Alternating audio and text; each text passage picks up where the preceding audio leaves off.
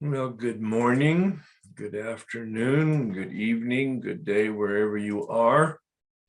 My name is Herb. I'm an alcoholic. Welcome to our adventure into step 4. Just one part of it. My website's up for a good reason, and that is that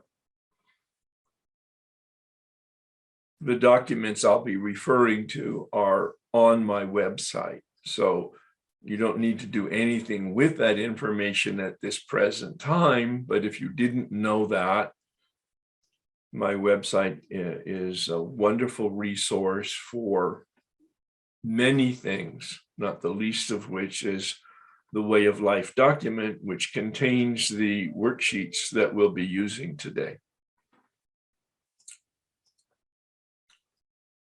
We're going to talk about step 4. Notice I have a word in all caps. This is the words from the big book, other than the caps on moral. Made a searching and fearless moral inventory of ourselves. Moral is not in contrast to immoral, at least my take on these things. It suggests values, principles, a searching and fearless inventory of our principles, of our values. It puts a wonderful spin on the purpose of inventory. It's not judgment and beating ourselves up with a list of sins, but it's looking at our behavior to see what is the source of our suffering and perhaps how to correct it. Today, I want to talk about column 3 and column 4, but I'd like you to pray this revised set-aside prayer tailored to today's work. You're on mute. You're welcome to pray it out loud or to pray it silently or to just have the intention of an open mind and open heart without any prayer. God, please set aside everything that I think I know about myself, my unmanageability, my step 4 resentment work, and you, for an open mind and a new experience with myself, my unmanageability, my step 4 resentment work, and especially you.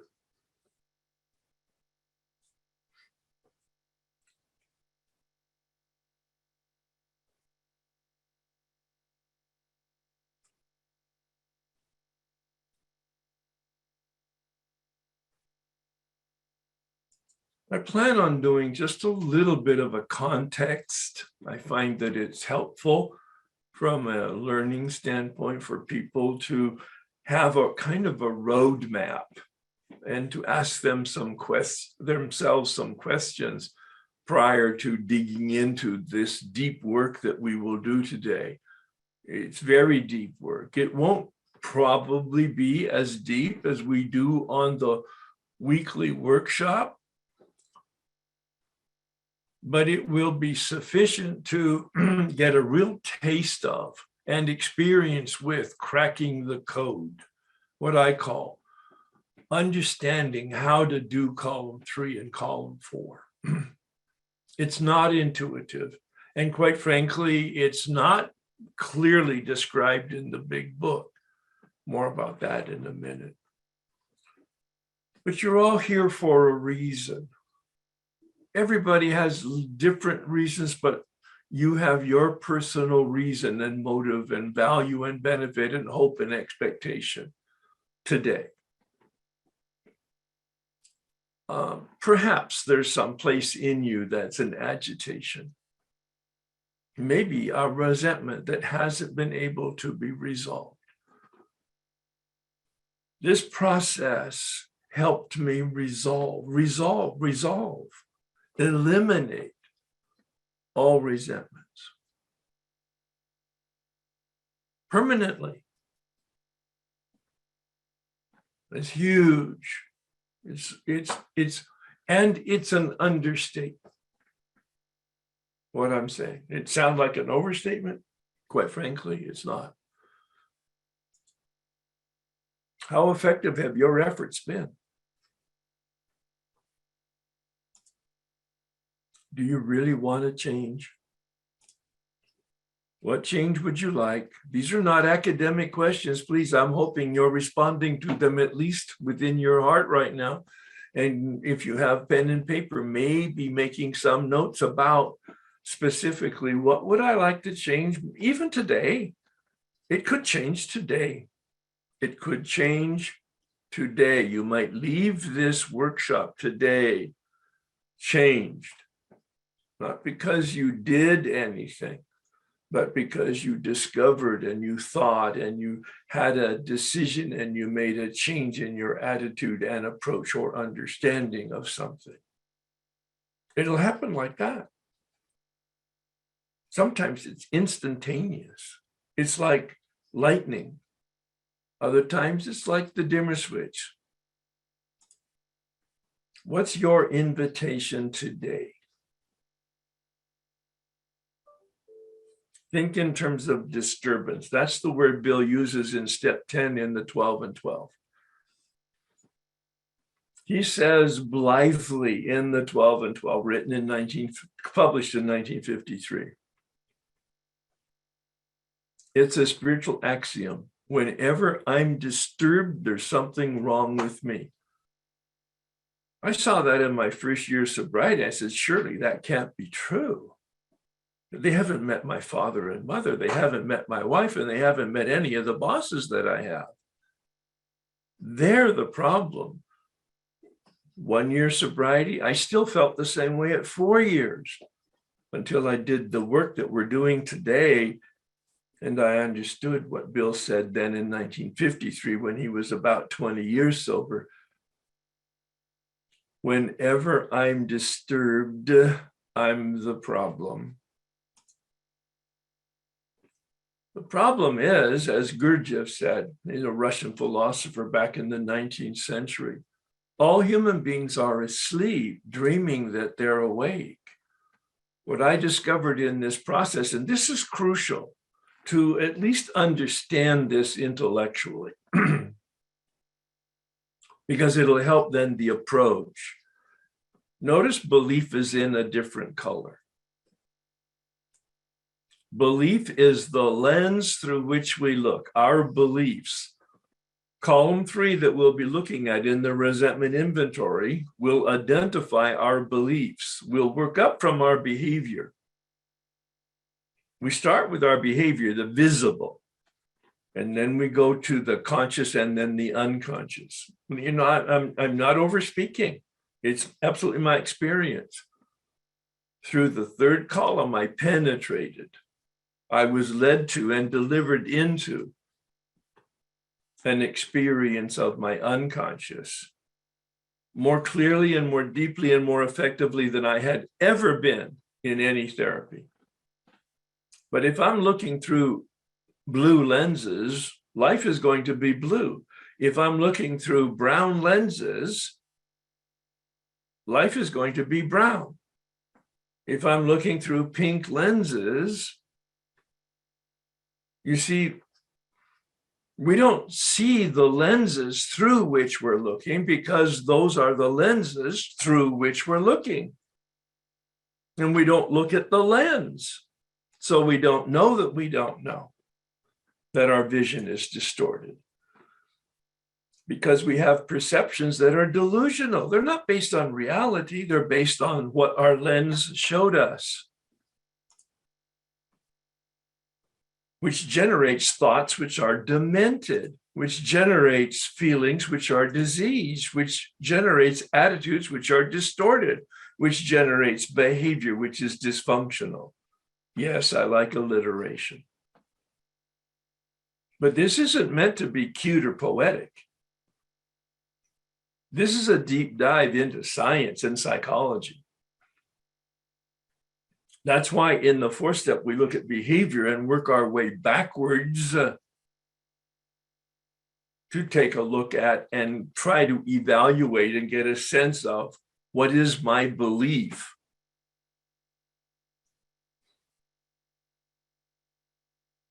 It takes work. It takes prayer.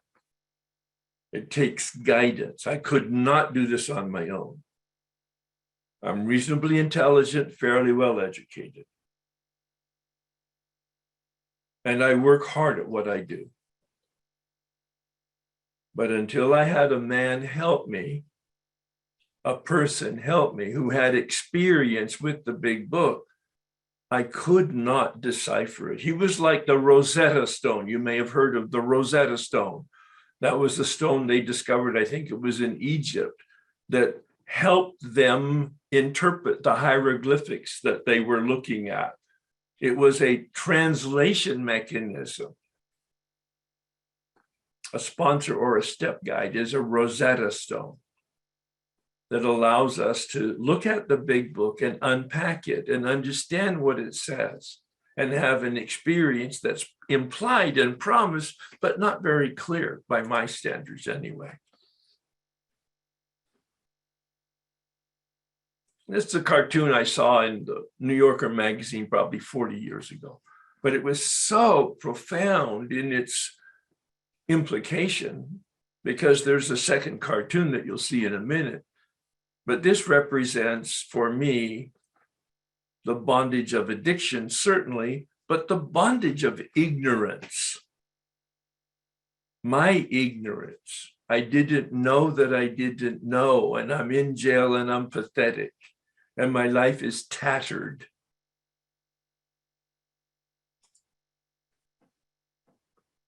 Bill leads us up to the fourth step by having us have an experience with our powerlessness and our decision about power and about a relationship with power, and he suggests a prayer. This is a version of that prayer. I'm asking you to pray again. This is, I call it the prayer of consent.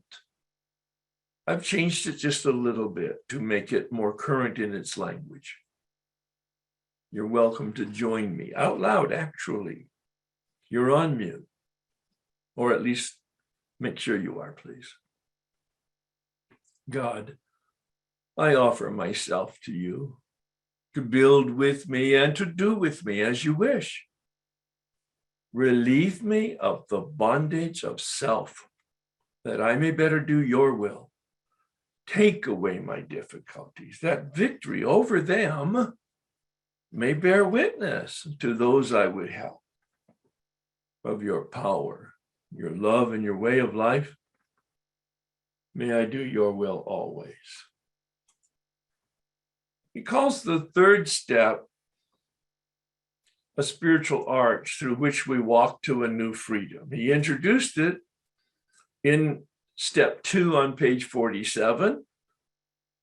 He doesn't tell us earlier than that step 1 is the foundation, but I'm assuming it, this complete defeat, this surrender, this admitting, this conceding. These are all words used in the big book of my inability to make effective choices, certainly with regard to my addiction, but also with regard to managing my life.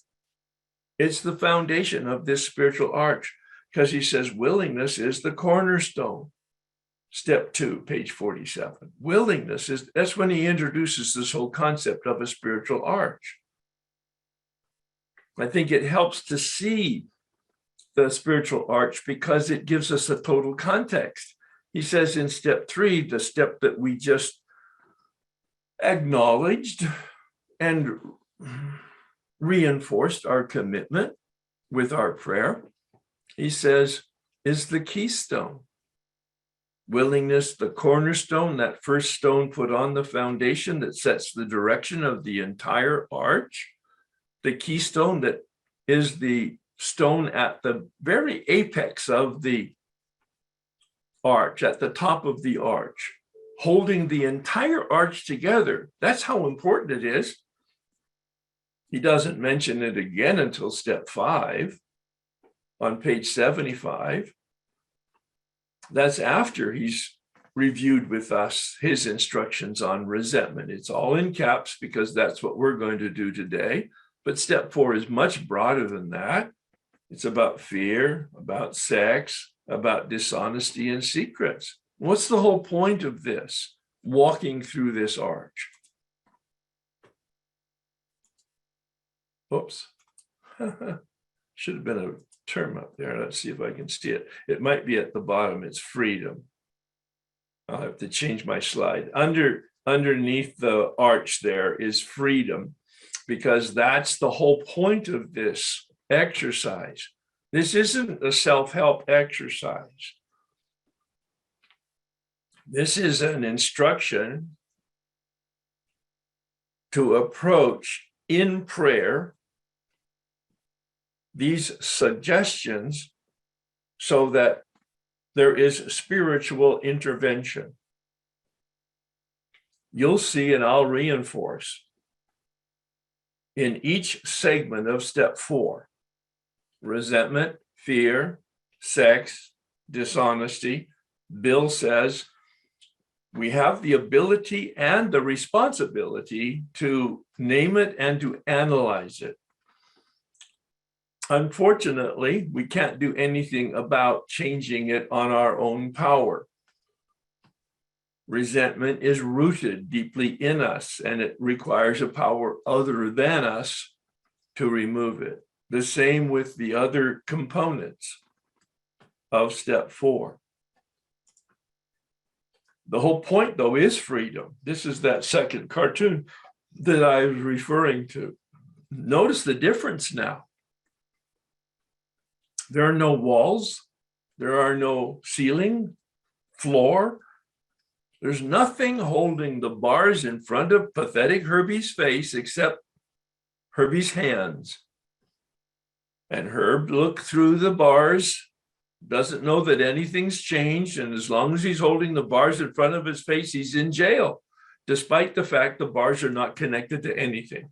This is so relevant to step 4. Because step 4 allowed me to release my death grip on the bars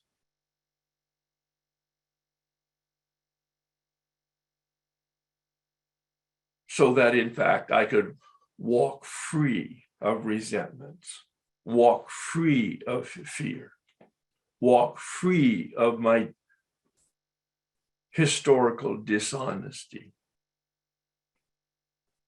Not that we're permanently free of any of it. Bill says in step 10 quite clearly, page 84, watch for resentment, fear, dishonesty, and selfishness when they crop up, not if they crop up. But step 4 cracks the code to freedom and allows us to clean the slate so that we have a whiteboard going forward. We're going to do an inventory. This time I've highlighted the word inventory. I had an email conversation with one of the people that is very pressed up against this on a regular basis. And he reminded me of some other people who have some approach to this work. Inventory. We call this step 4 the roto-rooter. Yeah, no, it literally is cleaning out the pipeline to the sewer, removing all the obstacles in us because of our poor perception of reality. If we look through brown glasses, the world is brown, and we fill our pipe, our channel, our conduit, ourselves with what we see. And this process is for us to name it, to be willing to have it removed by changing our attitude and our perception and being changed. A willingness to change and a willingness to be changed. again, one of my favorite images, because it really does, it describes this evolution of the ego deflation, that depth that Bill talks about, as the product of step 4. Ego deflation at depth. We're not talking about healthy ego here. We're talking about unhealthy ego. In today's psychology jargon, they call it the false self. Each one of us has a genetic history. It's pretty phenomenal to realize that there never has been, there currently is not, and there never will be a duplicate of you. You are unique, absolutely unique in your genetic history. It goes back millions of years through your biology and evolution. The doll here you've seen in gift shops, the Russian doll, that's a very large doll with replica dolls inside of it. They all look the same because this is my story. We're challenging now here. Each person, what you're going to be looking at is your story, column 3, column 4. Your story about life, your story about yourself, your story about other people. And your story's a fantasy. Your story's a lie. Your story's a delusion. And you don't know that you don't know. And I'm not accusing you of anything. And some of you have already done some work, so you know what I'm talking about. I'm absolutely not confronting or accusing anybody or judging anybody. I'm just sharing with you my experience and projecting it on you because I think it's the human condition. It's the human story. We have a family where our biology grew.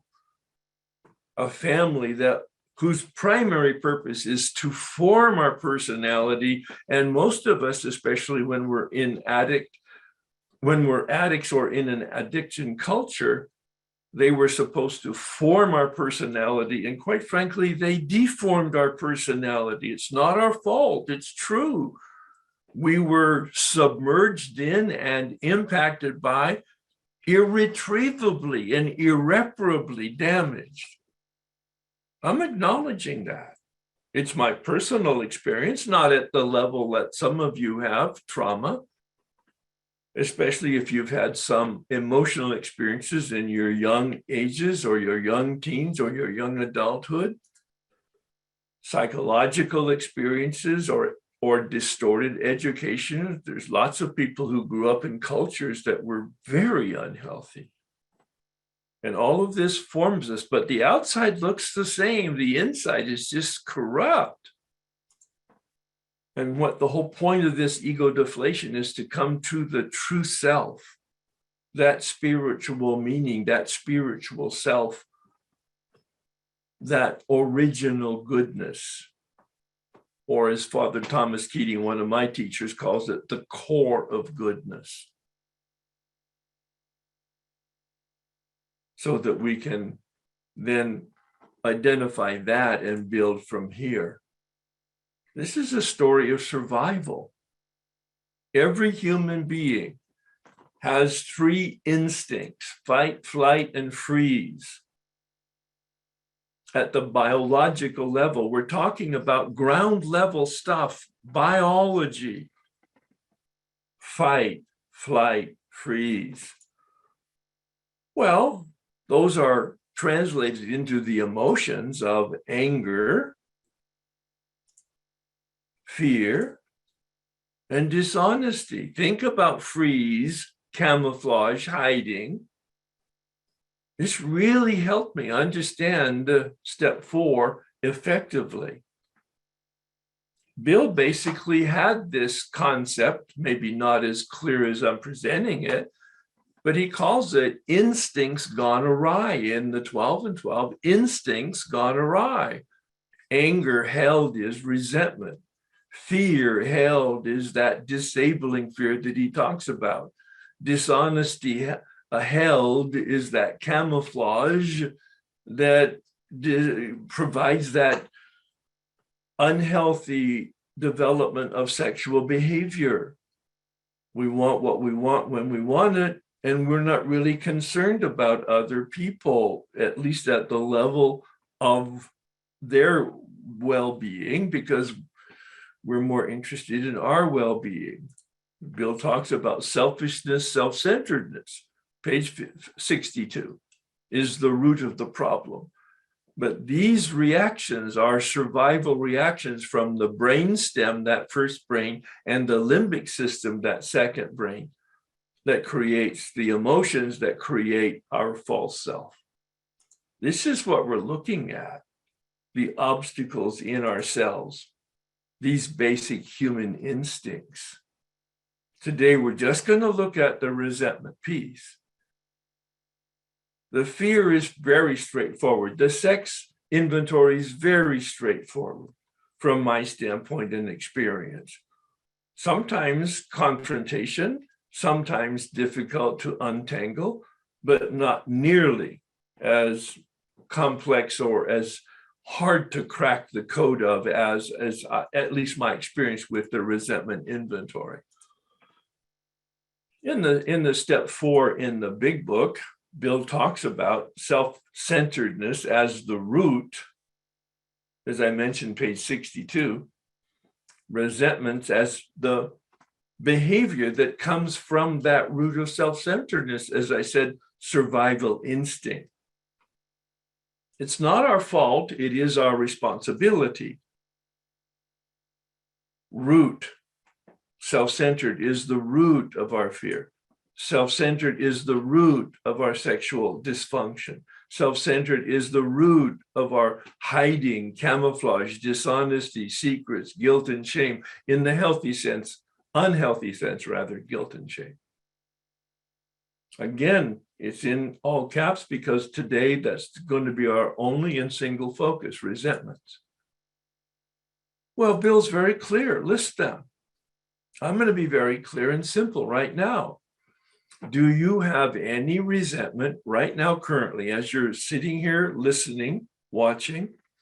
Do you have any resentment of a person? A substantial one. Maybe something that's lasted for a day or a week or a month or decades. You might have a resentment toward your mother. You might have a resentment toward your father, your spouse or ex-partner, a brother or sister. Oh, you might have done lots of therapy work and lots of religious work and lots of step work around it. Ask yourself the question, if you think about them, you see their image, you see their name, you hear their name, or they enter a room, do you have any negative reaction to anybody? That's a resentment. Resentire. Sentire means in Latin to feel. Re means again, and we're talking about this negative feeling of anger. Are you disturbed? Broaden it. It might not be anger and or resentment, but it might be some form of disturbance. Let's use that. Be creative. My workshops have taught me, because people are suffering, they reach out and they become rather creative with these instructions, and they pivot off of the resentment word to grief or sadness or regret. They use all kinds of words that connote disturbed, and they apply this mechanism of the third and fourth column, and they identify the issue and they resolve the issue and they get free. Just 1 or 2 names, at max 3 today, just for today, because we just don't have that amount of time where we can do a lot of broad work. We're going to try to do very deep work. 1 name would be sufficient, 2 names, 3 at the max. Well, if you've written down a name or 2 or 3, now ask yourself, why? Why are you angry? This is column 2. Bill asks us to identify what's the cause, what's the reason. I was angry with Bob. Those of you who have been exposed to me know Bob, because he was a colleague of mine, a peer of mine, and he tried to get me fired. I was angry with Bob, that's number one, because he tried to get me fired, number two. That's pretty straightforward. But now we come to the harder part. Bill uses the word, I'm looking now at page 65, affects my. He has two paragraphs in the big book, at the bottom of page 64 and the top of page 65. And the two paragraphs are parallel paragraphs, somewhat redundant, very unlike Bill. He's a wordsmith, and in many different occasions, he has indicated that in basic English language, he learned to use different words in consecutive sentences because he wanted to avoid being redundant. It's the same with the paragraphs. He tries to be very careful about setting up these instructions and suggestions to be very clear. So it's surprising when he becomes redundant. In most cases, it was found that our self-esteem, our pocketbook, our ambition, our personal relationship were hurt or threatened. So we were sore, we were burned up. He's talking about synonyms for resentment: hurt, threatened, sore, burned up. But then he repeats the idea using a couple different words. On our grudge list, resentment. We said opposite each name our injury, resentment, and cause. Was it our self-esteem, security, ambition, personal or sex relations which had been interfered with? He uses a different verb. At the top of page 65, he used the verbs hurt or threatened. Here he uses interfered with. And then he gives us this matrix on page 65. But do you recognize that there are no instructions as to what to do with this third column? I call it a third column because on the matrix, it's column 3. He doesn't name it column 3, but it's in column form. The first column are the people. The second column is the cause or reasons. And the third column are the effects. It affects my sex relation. What does that mean even? And then what do I do with this? You see, my very first journey through the steps, I just did a cross match, like a puzzle. It was like a checkbox process, exercise. I got nothing out of it because it was brainless. It was like just making crap up. But I'm going to take you through the third column with a very effective interpretation and extension of this third column.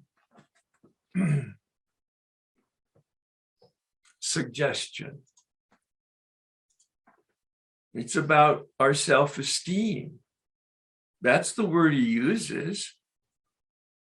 This man said, it's about who you are, not who you believe you are, but how you react, so that you can actually see underneath your belief the truth of what you believe, not what you think you believe. What do you believe about others? Who are they? What do you believe about life itself? One of the keys to cracking the code of the third column is the word should. I should, you should, they should, life should. We make up a story based on the word should. We don't know that that's what we're doing, but we're like creative artists for Disney. It's a total fantasy and delusion. Who said they should, I should, life should? Where did you get that information? Certainly from yourself as a survival mechanism, from your family of origin as learned behavior, from your culture as learned behavior, from books and teachers as learned behavior. Have we ever really challenged it? Should? See, I believe this story that I have with all my heart. I don't know that I have a story. Anytime you use the word should, you're making visible one of your beliefs. I'm only going to work with two items, the self-esteem and the pride today. I'm happy to address the rest of the variables. There are 7 variables listed in column 3 on page 65. And one was added there, pride, that's not in the 2 paragraphs. But you can listen to a more detailed description of this teaching by going to my YouTube workshops on Tuesday for 2021, where we spent several weeks on column 3 and then several weeks on column 4, not only unpacking each word in the big book, but then illustrating it using the worksheets that Rainey had talked about, that she had sent to you, and that I talked about, that are in my Way of Life document. And that's what I'm using right now. This column 3 worksheet from my Way of Life document. This is a support system for the workshops. It's a little murky, not as clear as I would want it to be here on, but it's enough for us to look at number 1 and number 2, self-esteem and pride. Let's play with it some. Consider when I resent Bob for trying to get me fired. Notice I just filled in column 1 and column 2. Did it hurt, threaten, or interfere with my self-esteem? Well, in 1988, what is my deep belief about who I am? I am a prominent person in my profession in the city. My employer is lucky to have me. I'm the best salesman that they have. I'm very intelligent. I'm a hard worker. I'm a major contributor. Well, what is my fear? Notice Bill has fear next to a couple of the variables, but not all of them. This man who took me through the steps and suggested with his interpretation, this format, he said, let's put fear next to each one of these variables: self-esteem, pride, ambition, security, personal relations, sex. I'll talk about that in a minute. Pocketbook. Let's look at fear to see what pops up in you from a feeling standpoint when you contrast it with what you put down as your self-esteem. I am. Notice the prompter there is not I am not. Many of us get confused here. Well, confused from my standpoint. It's not helpful to use psychological self-esteem. Many of us have very low self-esteem. That's our sense of ourselves, even some self-loathing. But we're looking at our reaction here to other people's identifying us as unworthy or less than or loathsome. And we are reacting to it. So obviously we don't believe what they're saying at the emotional level because we're having an emotional reaction to it. We might at the cognitive level, oh yeah, they see me correctly, I'm a piece of shit, but I'm angry that they called me a piece of shit. Because down deep underneath, literally unreachable by my consciousness, I don't believe it for a minute. That's why I have the reaction. So this man said it's always going to be a positive statement. Use it, stretch, be uncomfortable. In fact, blow it up. Be outrageous in your comment. I am a superior employee. I am the best employee in Los Angeles. I am the master salesman. I am the superstar. What is my fear? Oh, as soon as I asked that question, I had never seen that I had any fear at all until I asked that question in contrast to what I had just written, this bloated, extravagant concept of my self-esteem. I had the experience, wow, I may not be as good as I think I am. Or what is my fear? People won't see me for who I want to be seen as. These were not nuances. This was new information for me. Pride is not the pride of the 7 capital sins. Now, it's a word that's used on page 65. Bill doesn't give us any definition. But this man had an experience with his own step guide of defining it and then unpacking it. How do I want other people to see me being treated by Bob? Well, he said, put yourself on a stage with Bob and put an audience of your coworkers in the theater. How do you want the coworkers, the audience in the theater, to see Bob treating you on the stage? I want my coworkers to see Bob treating me with respect. He said, is that all you want is respect, Herb? How would you really stretch, step outside of the box, be irreverent, be outrageous? How would you really, in your heart's fantasy, want the audience to see Bob treating you? Well, when he walks into the room, I want him to bow his head and deflect his eyes. I want him to bow in front when he addresses me. I want him to be in awe of me. It was embarrassing to even think the thought. And yet, once I thought the thought, I go, yep, I kind of really like that. What is my fear is the audience will see that his disrespect is in fact what is appropriate, and they'll all disrespect me.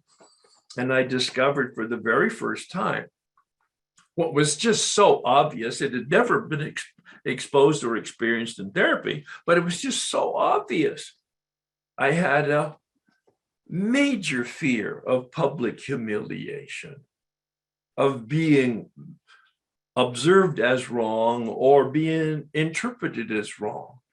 And it created an incredible tension in my persona, probably one of the origins of my original beginning to drink, to release that tension. It was a huge revelation to me. All right, so we're going to stop here and do some work. I want you to take a look at your resentment and then ask yourself, who am I? What is my self-esteem here? I'm on a stage with this person or this institution that I have a resentment for. Let's keep it to people or institutions. People's the easiest thing to do. Who are you? Answer the question, I am. See, what is my deep belief about who I am? It's not going to be negative. It's going to be a positive statement. You're standing in front of your mother or your father or your ex-partner or your partner with whom you have a resentment, whoever it is, on a stage, in your mind's eye, in your heart of hearts. Who are you? I am. And then ask yourself, what is my fear?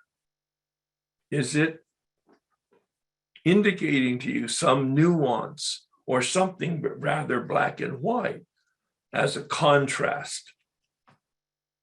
to what you believe about yourself.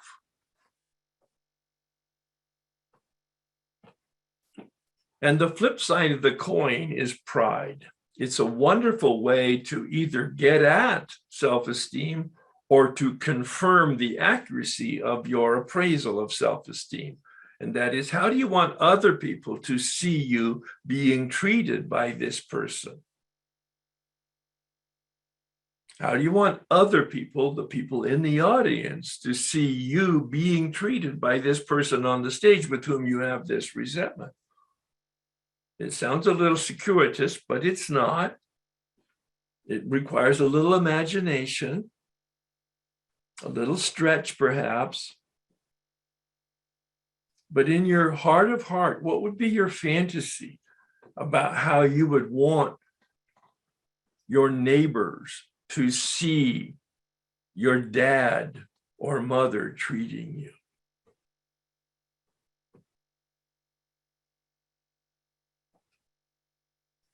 I'm going to take it down now. All right. Now I'm going to do a quick assessment of the ambition is what do I want?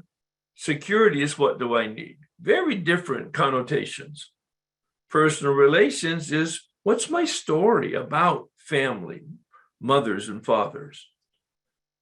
This man said about the sex relations, he said, maybe it's not about sex in the sense of genital sex, but it's about gender, since the third component of the step 4 instructions in the big book is in fact about sex, genital sex. So perhaps Bill meant gender here. He was way ahead of his time in thinking about gender relations. What's my belief about men? What's my belief about women? What's my belief about fathers? What's my belief about mothers? What's my belief about husbands? What's my belief about wives? What's my belief about brothers? What's my belief about sisters? What's my belief about bosses in the workplace, male bosses or female bosses? It might surface some stories that you've been exposed to or developed because of whatever reason that are not healthy. Pocketbook may be about money, but it might just be about some type of value proposition. I want to limit it, though, this workshop to self-esteem and pride, because those are the two, once you crack the code of your belief about who you are. The self-esteem is about what I believe. The pride is about how I want other people to see me. And that reveals to me, again, underneath what I believe. It confirms that. I call it the flip sides of the same coin. If you have trouble approaching and cracking the code on self-esteem, go to pride. How do you want other people to see this person treating you? That will reveal a little bit as to who you actually believe about yourself. And if it doesn't do that, there's probably something amiss with the way you approach self-esteem. So I'm going to release the PowerPoints now and talk and have you talk to me about questions that you might have or experiences that you might have with doing this work right now, or in the past, if you've done it before and you've got something that's left over that hasn't been resolved with your sponsor or step guide or workshop. Okay, so I'm in another step study and have gone through some of this, but when I saw your workshop, I signed up for it, and I found that there's so many resentments that I have in my life that because I started writing my step 5 stuff. But anyway, I have a resentment towards someone that leads me to, like, it's a I don't know if you want me to say what it is or not. Well, it's up to you. Okay, well, it's from 23 years ago. I had a very, very close friend, became very close friends with my neighbor, and her sister and her didn't talk for 7 years. And I used to try to get them to talk. Tell me about the resentment. Okay, so the resentment is that they died in a plane crash, my friends. You have a resentment that they died. It's not that they died. The resentment is that her sister took the children when she had, like, she took the children in her house and kind of pushed me out of it. Okay. After the death? After the death. And Right. we had talked about, and I knew that they weren't close in it, but then we had talked, the person that died and I had talked right before it happened about me taking the children. Yeah. So my Right. resentment is that they kind of she manipulated the children and took them. Yeah. And it kind of cut me out of the life. Her sister took her Yes. sister's kids after Yes. the death. Yes. All right. All right. And you have a resentment about that. So I have who a are you? resentment. Pardon? Yes. Yes. So who are you? What's your self-esteem? Well, I feel my self-esteem is that I was a great friend, a great mom. I'm reliable and smart and work hard. And, Yep. you know, I just feel like I have everything I have everything necessary to raise these kids properly. correct. Exactly. And what's your fear? My fear is that that I didn't have everything, that it's a really difficult job, and I probably did. I don't know. My fear is that I'm not looked at as a good enough mom or a great friend or. It's very different. See, I'm not looked at Right. as a great mom because you're now, that's wonderful. That's great. There's no right answer here. There's just your reaction to it. Okay. So what did you put down did you write down something for pride? Yeah, I said, I want her to, if I'm on a stage, I want her to treat me as if I'm more special in her sister's life than she was at the time. Yes, of course you do. Yes. And that I was a very close friend and Yes. special to the children. Yes. I was better to Debbie in that her sister, Yeah. and that her choice was for me to have her children and not her. And Right. Yes, exactly. And what's your fear? well, my fear is that the children don't know this, and that the children, grew up, well, they're adults now, and that they'll fade out of my life, Yeah. in Yeah. a way. Yeah, there's no right or wrong answer. You could have gone many different directions to that answer, couldn't you? In terms Yeah, of and Mhm. it kind of brings me to kind of a resentment to the children in a way for like not understanding all of this. Yeah, exactly. Exactly. All right. All right. So I think you're looking at this in a very healthy way. Mhm. You're setting yourself up now for the column 4 work that we'll be doing in about another 30 minutes. Right. So yeah, so just Yeah, it's like, your experience with doing this or in the past, what well, it's, I thought, I just, when I thought about all my other resentments, I thought about current resentments. I didn't like, it sounds current.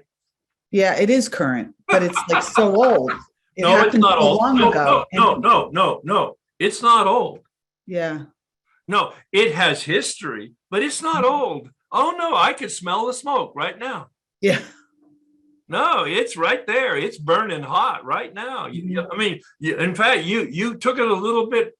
You surprised yourself. Oh my God, I think I'm resentful to the kids. Yeah. Yeah, because they haven't learned about this. They should know this. Mm-hmm. Yeah, I've been a very important person and could have been such a more important person in their lives. Exactly. Yeah. Mm. Yeah. So it's not going to get resolved here because this is the column 3. It doesn't get resolved until column 4. Okay. Are you willing to just hold this now? Yes. All right. Yes. Thank you. But bring it up again when we do column 4, okay? Okay. Thank you. Thanks very much.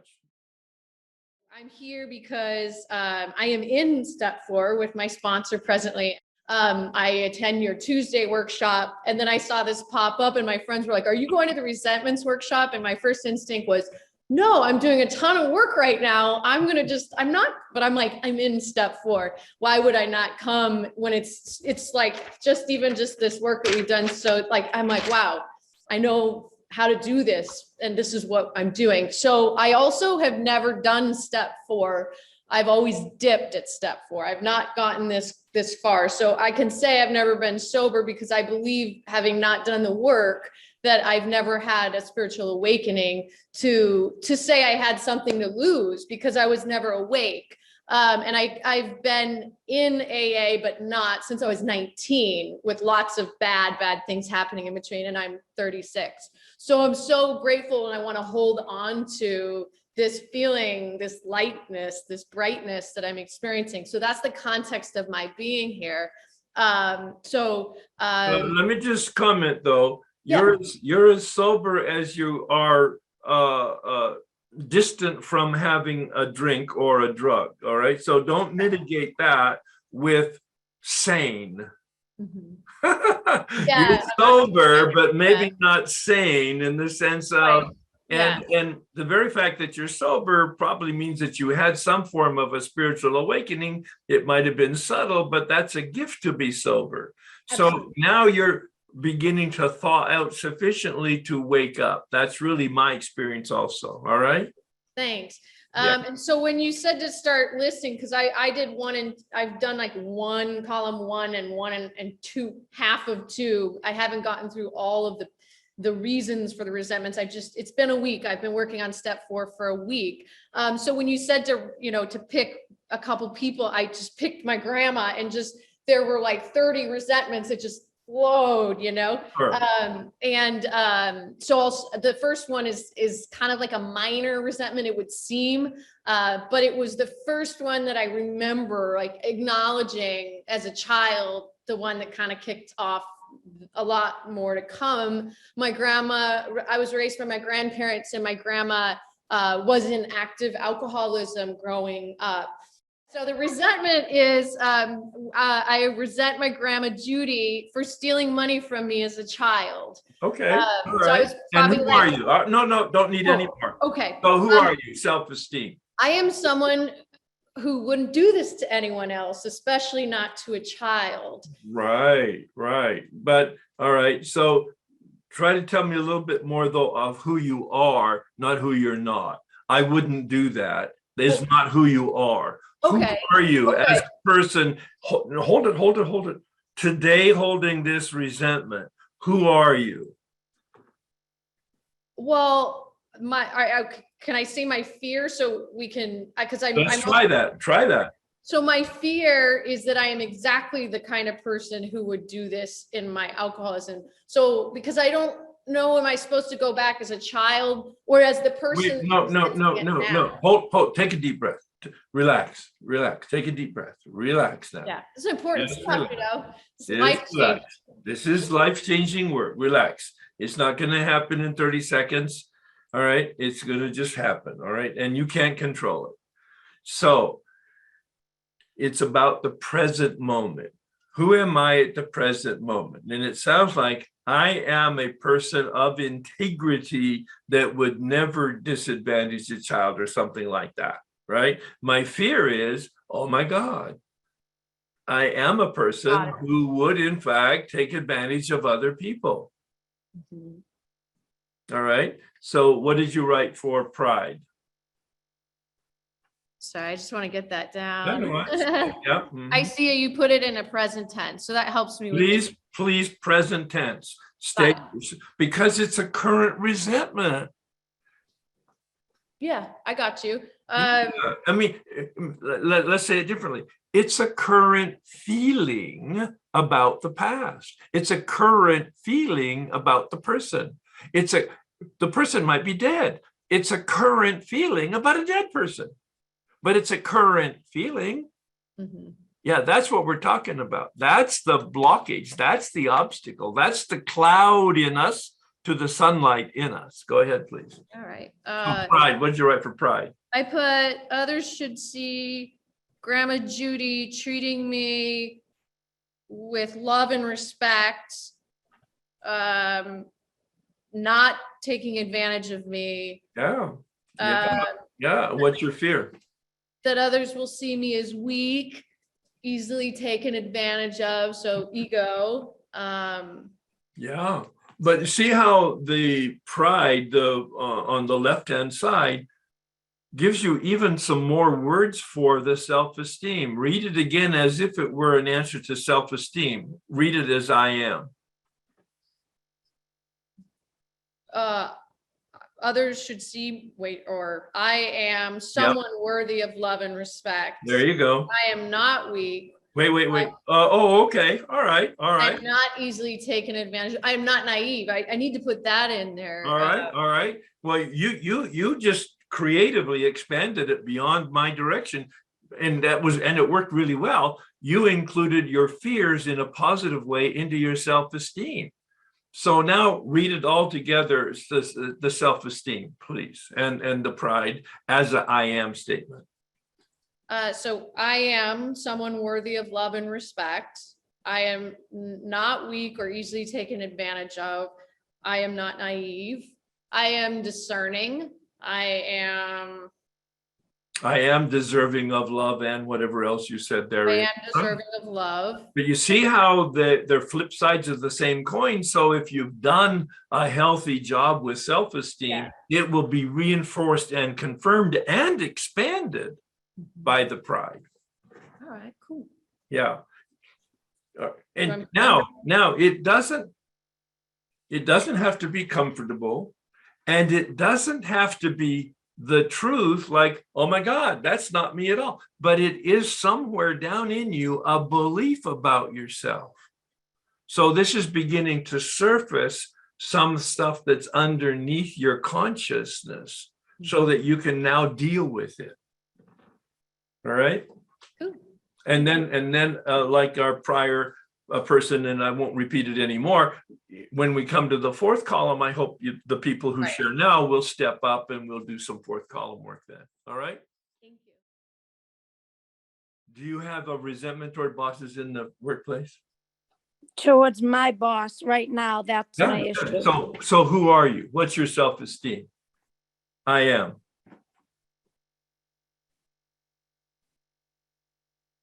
How I personally feel about myself.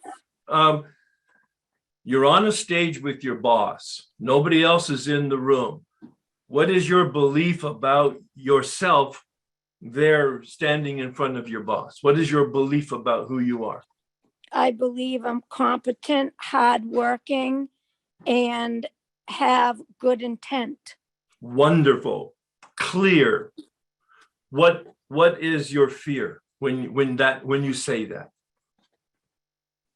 That I'm not being seen as competent.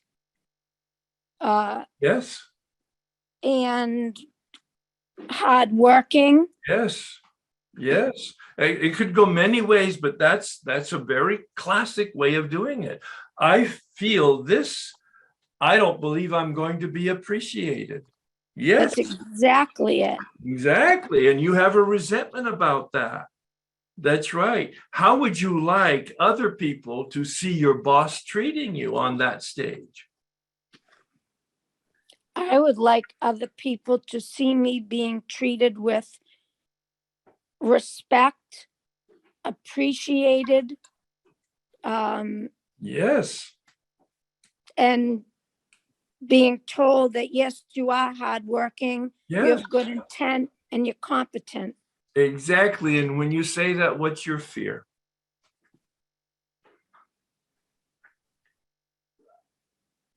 That my boss and others in my workplace are not seeing me like this. Yep, pretty consistent. All right, great. So that's very clear.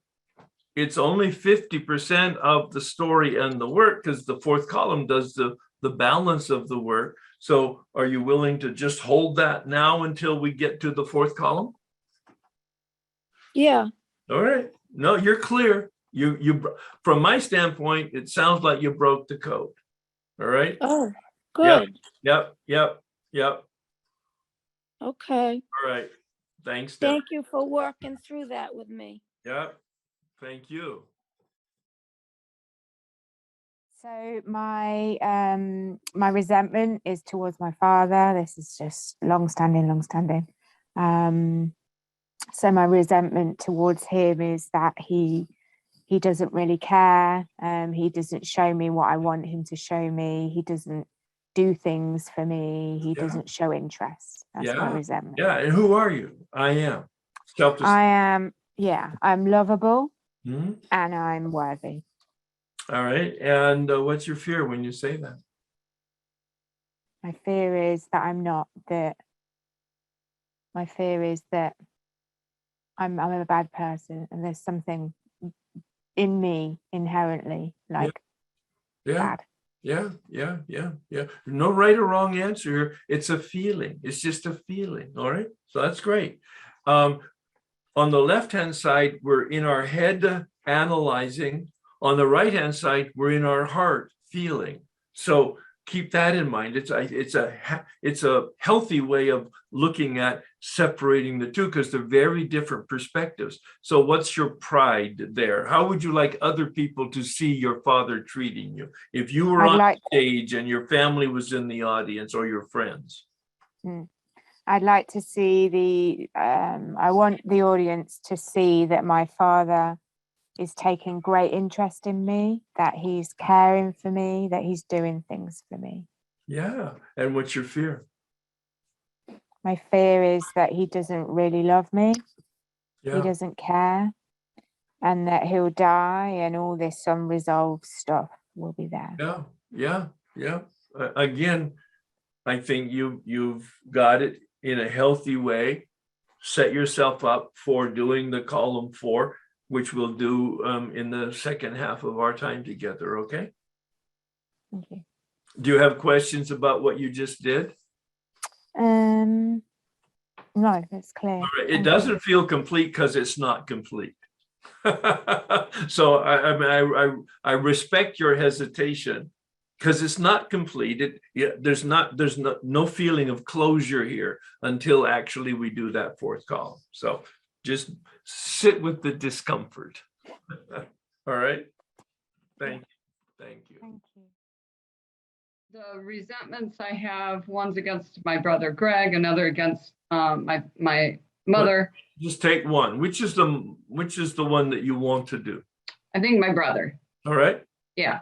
And so I'm having a little bit of a hard time, but I'll try. What's the resentment? It's lots of history, obviously current.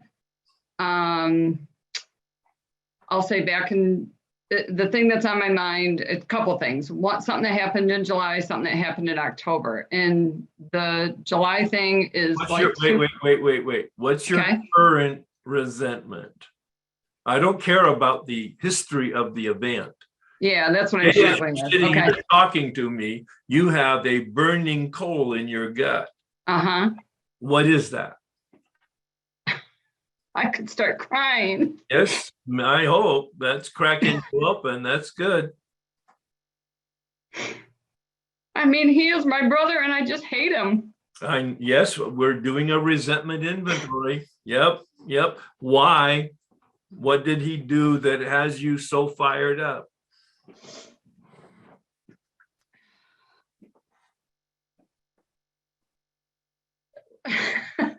Well, I don't know how to answer the question without giving the history, and I will be brief. I don't need the history. I need an answer to the question. It's a very straightforward question. He's just such a disgusting person. No, that's your judgment about him. What did he do that created this reaction on your part?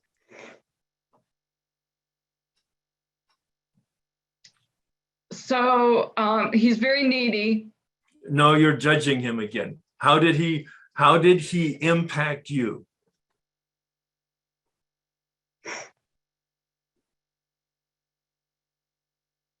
And I learned in October he molested my sister.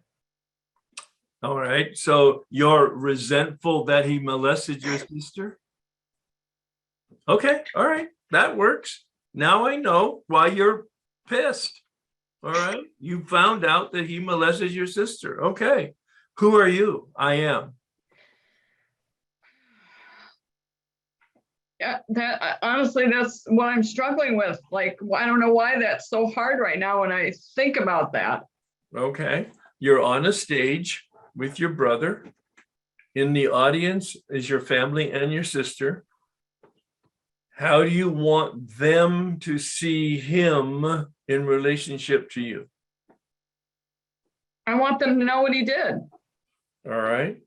And if they knew what he did, what would they be thinking about you? I don't know. Okay. I don't know. Well, That's where I get stuck. well,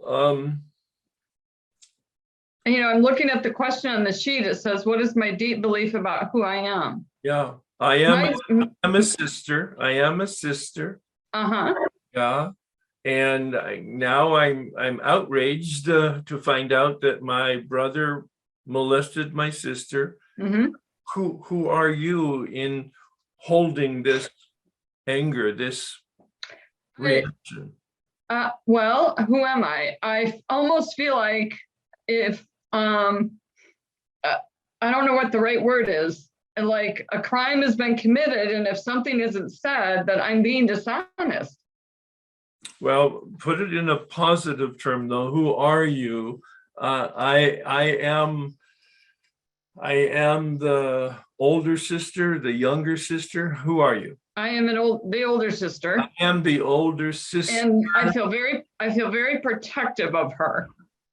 And I am capable of protecting my family. Yes. All right. And your fear is?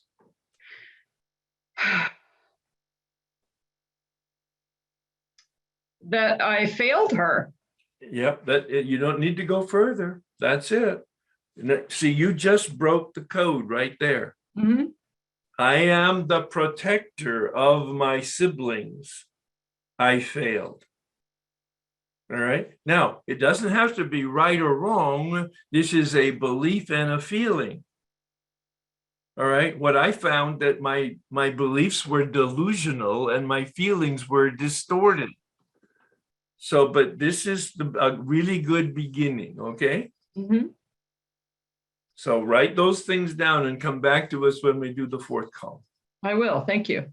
All right. Very helpful. Thank you. Well, you stood there. You see, you stood there. Your heart broke, your heart opened. You were vulnerable here on a public. So you got a lot of courage here to face it. All right. Thank you. That means a lot. Yeah. Great work. Really good work. Thank you. Thank you. So I have a question. I'd actually like to talk about a health issue. I have a great resentment towards a health issue. Would that work in this? Oh, yes, it's a resentment. It's a huge resentment. Okay. So I have IBS and I've had it for about 30 plus years. And I resent it. I really resent it. And I resent it for controlling my life and making me feel less than. And who are you? I am. What did you write? I wrote, otherwise I'm great. Otherwise I'm healthy. I'm pretty, I'm kind, I'm a hard worker. Good. I'm humble. I help people. I'm of service. Yeah. So excellent. And what's your fear when you say all of that? That I'm not, because of the IBS, and that I don't see myself that way and others don't. So I'm a disadvantaged. The fear is I'm a disadvantaged person. Yes. Okay. Thank you. No, you said it. I just put a couple of words to it. I like that. Thank you. Okay. All right. Did you write anything for pride? How do you want to be seen on a stage? I want to be seen as whole. I want to be seen as completely healthy, and I want people to see what I want them to see the beauty beyond the problems, beyond constantly running to the bathroom, beyond having to call in sick. I want them to see a whole person, not this broken person. Right. And what's your fear? That they see a broken person. And that because of it, I'm missing out on life. It's really what how did you make that connection there? That seemed like a really leap into a different whole direction. How are you missing out on life because what they see? Because of what they see. Well, maybe I'm not missing out on life because of what they see. I'm missing out on life because of how I perceive myself, my belief. There you go. That's another fear in the self-esteem. Okay. Fear of self-esteem. So that's something I can do something about. We'll see, huh? Okay. Okay. Yeah. No, I don't want to get too far over our skis here. Okay. All right. Yeah. All right. Good work. No, right. Thank You're very you. clear with it. You're very clear. Thank you. Yeah. No, thank you. Okay, I'm scared shitless, so I knew I had to do this. And I might as well start crying now and just get it over with. Might as well. Okay. The person that I have a resentment against is my mother. Yeah. For not acknowledging and nurturing the truly unique person I am. Yeah. All right. And who are you? I am. I am smart, creative, inquisitive, persistent. What else? Clever. I figure things out.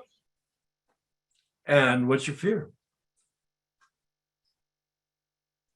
That I'm not really those things.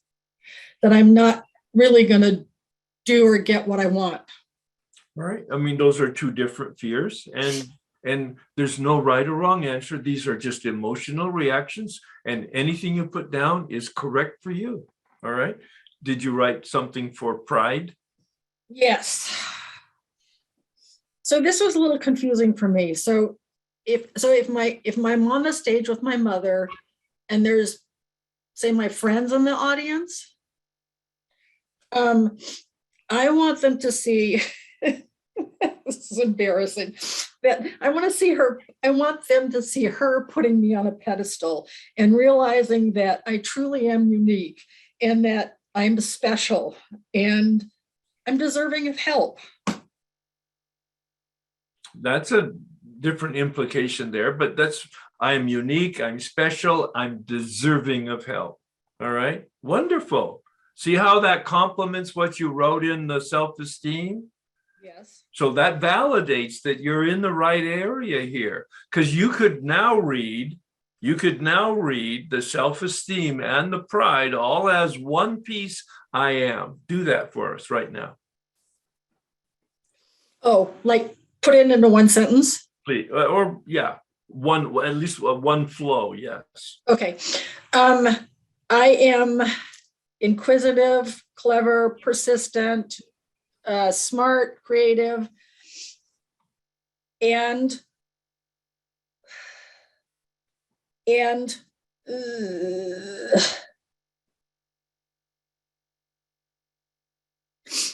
I'm stuck. No, you're not. Read the I am of the words that you put in pride. And I am capable of doing things and going after things and deserving of help. Well, I think you said I'm unique and special. Oh, yes, I like that.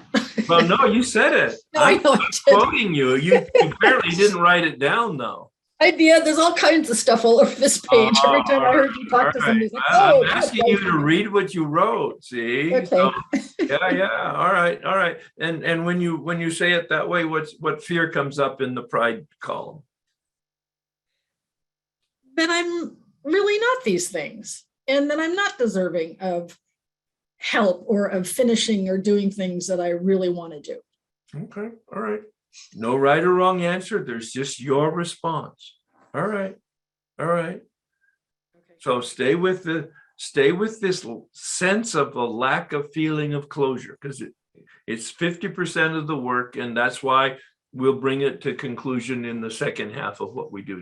Okay. I'm uncomfortable, so that Well, that says it. You started out uncomfortable. Yeah. No, but it didn't prevent you from being very clear with us. All right. thank you. Oh, nice work. Thank you very much.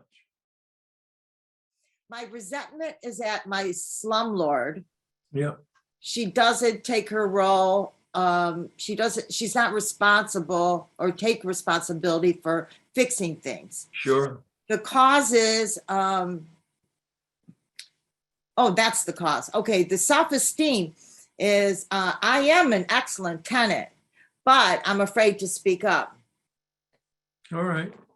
I'm an excellent tenant. That works. And then on the fear side, you're afraid to speak up. What did you write for pride? How would you like the other tenants to see you in relationship with the landlord. Well, here's my question about the pride and the fear. It sounds like it's all the same. Everybody Well, wants it's not. It's not. All Oh, right. no? That's why there's 2 points. So Okay. trust that if there are 2 points and 2 discussions, that they're different. You don't see the differences, but there's a difference. All right. Okay. So wait, let me just I am is my perception of myself. The pride is how I want other people to see me. Not how I see me, but how I want other people to see me. So it's not a subtle difference. yeah. Okay. Well, I want other people to see me as a great tenant. Yes. And what's your fear? And my fear is that she doesn't care at all and will continue not fixing things. Right. And I'll have to move or get kicked out if I speak up. Okay. Yep. That's exactly right. Those are some of the alternatives. Yeah. Yep. That's it? Nothing deeper? No, I mean, not yet. We'll see what happens. Yeah. Okay. Right. Thanks. Yeah. But you see, thank you for asking the question the way you did. See, but you have a resentment. All right. This is a negative emotion in you that creates disturbance in you. All right. So what we're trying to do is identify what's the source in you, and then how can you resolve getting rid of this negative feeling? Oh, okay. Well, my biggest defect is I don't speak up. So if I don't speak up, how could I have a resentment of her not doing her things because I give her permission to do it because I don't say anything? Well, you're already anticipating some aspects of the 4th column, and Okay. let's just hold on until we get there and see what other things that might be revealed. My resentment is I resent my mother for not giving me emotional support when she was raising me as a child. All right. Yeah. And your fear is, or who are you? Sorry, your self-esteem? I am the older daughter, perfect, beautiful daughter. Everything I do is right, good, perfect, intelligent. I'm healthy. I'm a worthwhile. I'm an achiever. And what's your fear? My mother will never see me as this. Yeah. All right. And pride. How would you like your family to see your mother treating you? Well, I want my sisters. I have 2 sisters. Right. Perfect. Siblings. I want my sisters to see my mother treating me as a perfect daughter, that I do everything right, and not a sick child with asthma, with a disability, and limited and needy. Okay. All right. That has a dimension to it. All right. So what's your fear when you write that? My fear is that my sisters don't see me. My fear is that my sisters do see me with a disability, that I'm limited, that I'm needy, and I feel that way too. Mm-hmm. Mm-hmm. All right. All right. So there's lots of implications here. Yeah. All right. Let's again hold it until we unpack some more in the 4th column. All right. The 4th column, just as a hint here, the 3rd column usually is a story that is a lie. It's a delusion. We don't know that until we put it down in writing like this, and then we go to the 4th column, because the 4th column then reveals the truth. That's a oversimplification, but it gives you a little bit of an anticipation as to the direction that we're going. It's kind of like a roadmap. I don't want it to prejudice, however, the words that people are now going to use for the 3rd column to try to protect themselves. That's the point. But we'll see how it goes. That you did great work. Thank you. Thank you. Thank you. Yeah. But my resentment is my daughter-in-law, and the source of it is that she separated me from my grandchildren.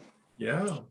My self-esteem is that I'm a loving mom and grandmother. And let's see what my fear is. You know what? I don't even care about her anymore. That even makes me feel worse.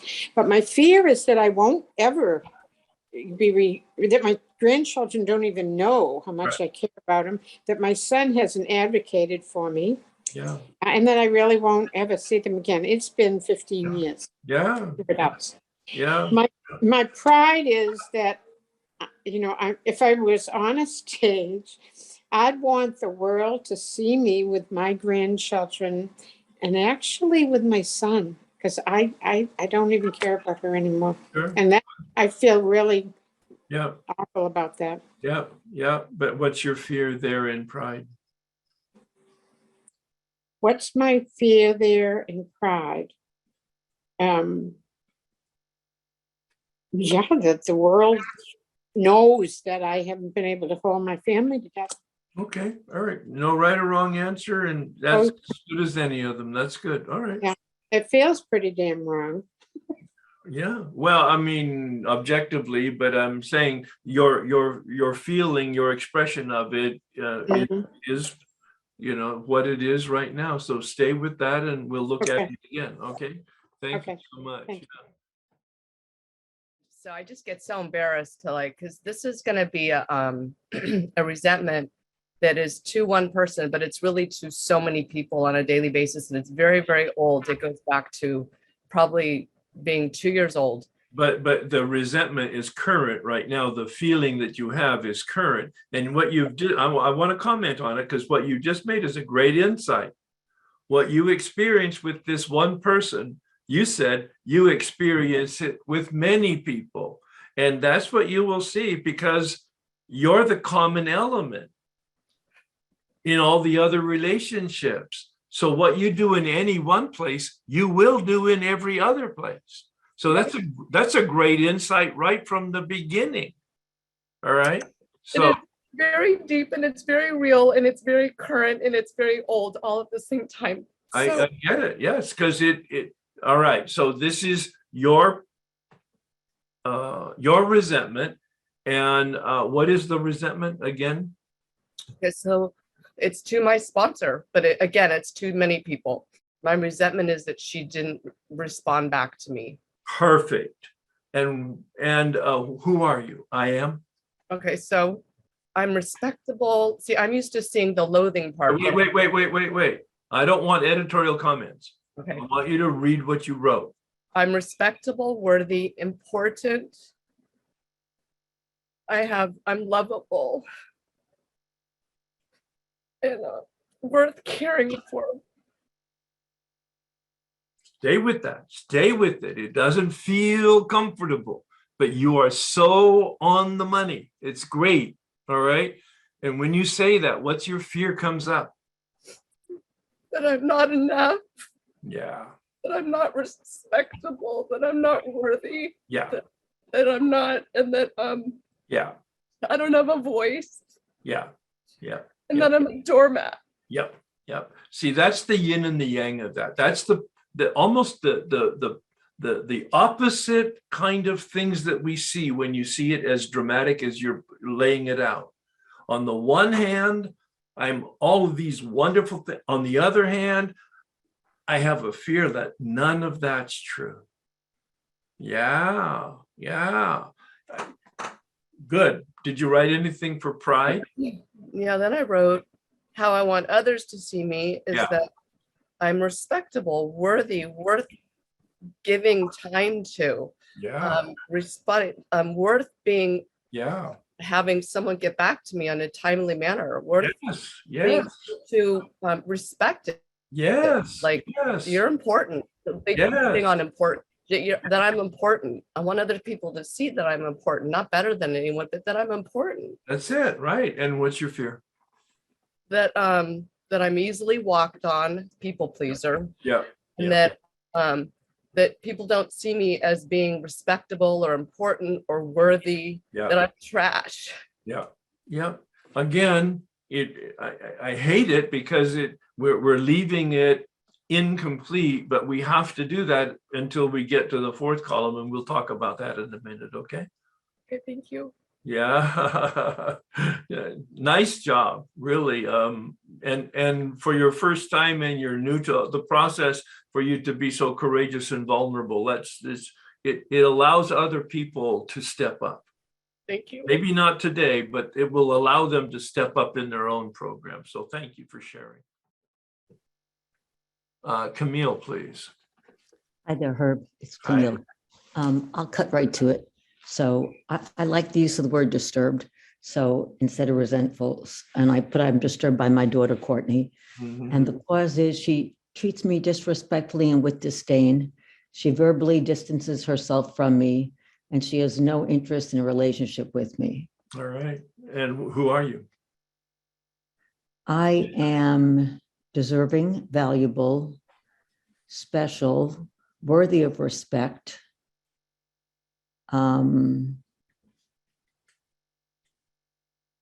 Yeah, that's about what I put on there. What's your fear?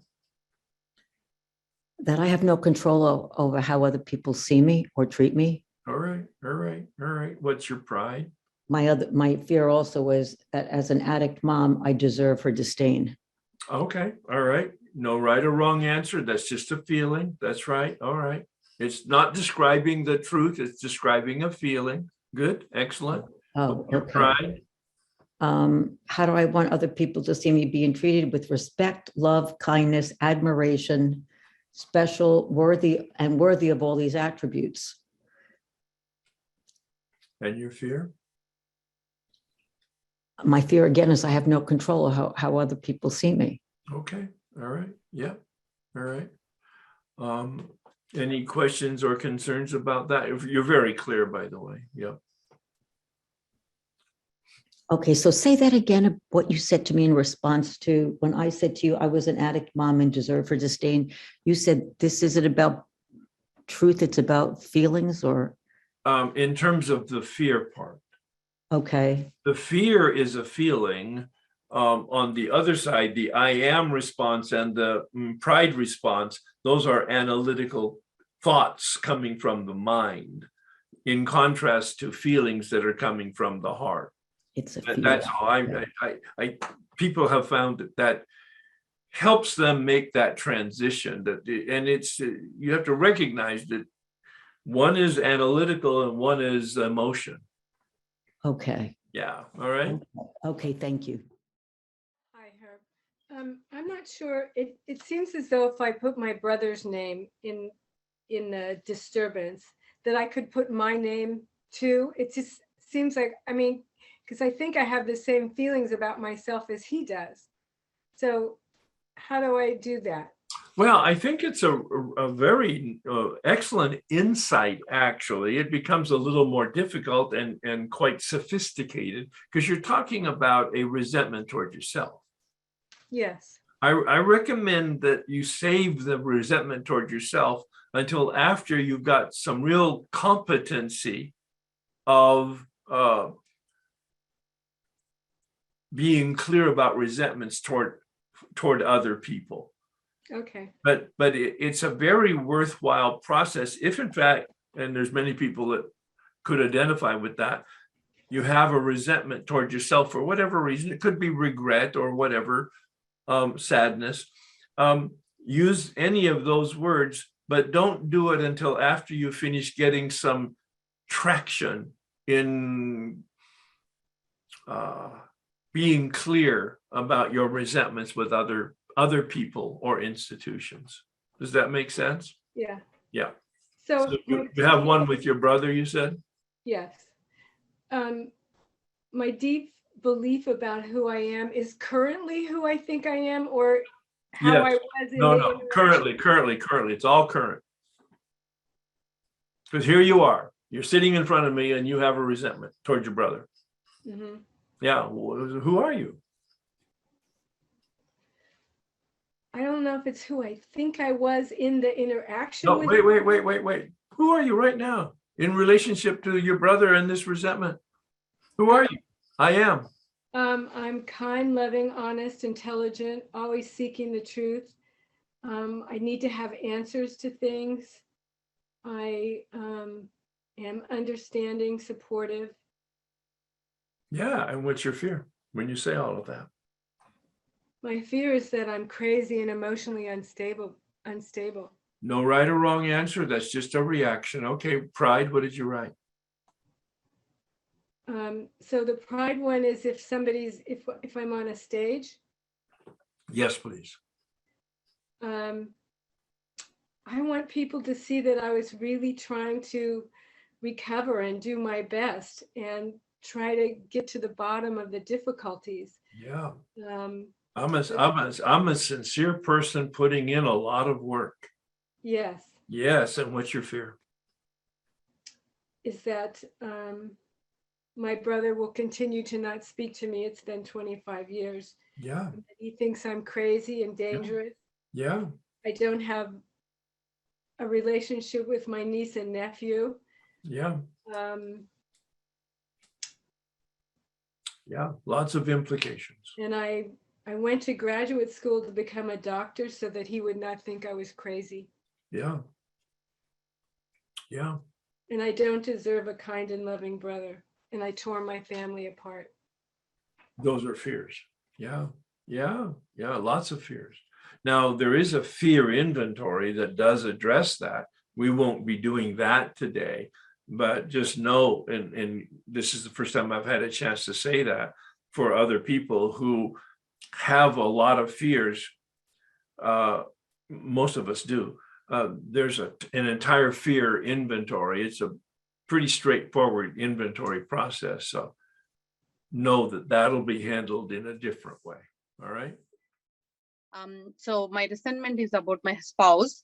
My husband, he is alcoholic and not recovering, and he's irresponsible. That's my resentment. Yes. I wrote down, I am a person who is not continue to be married to alcoholic. I'm a person worthwhile for a spouse who gets help from the spouse. And I'm smart enough to marry an adult who is not alcoholic. All right, so I'm not quite following it. When you use the word "not," you need to try to eliminate that because it's never going to be about negative. We don't want to know who you're not. We want to know who you believe you are. Could you read it again from that perspective, perhaps just a positive confirmation of your belief about yourself? Okay. I am a worthwhile person who gets help from my husband. I am smart to marry an adult who helps me. And I'm a wife who troubleshoot and make marriage work. Oh, okay. All right. And what's your fear? My fear is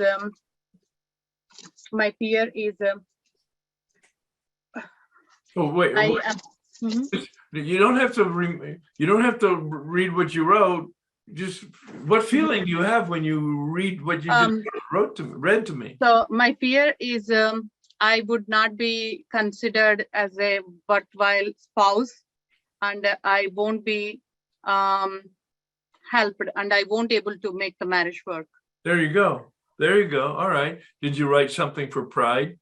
Yeah, I wrote something for pride. So I wrote I want people to see me treated with love, not failed at marriage. Continue to make marriage work, treat as equal and with love. I wrote treat as a queen and superior and put on pedestal. And your fear? My fear is I'm not considered valued or work or considered valued for the work I'm doing. Yeah. All right. I'm not worthy and useful as a person, and I don't have it together. Yeah. Yeah. All right. That again, thank you. And it's not conclusive, but we'll talk some more. So my resentment is at a woman named Mikhail, and my resentment is she acted out of integrity and changed the price of our sale of our last house after she signed the agreement. All right. And who are you?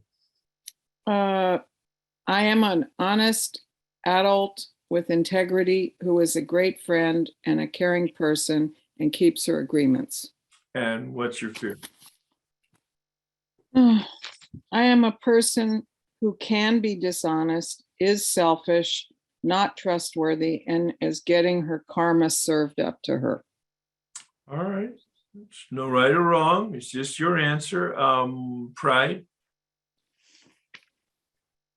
Pride. I am an adult and a caring person who keeps her word and is worthy of people keeping their agreements. All right.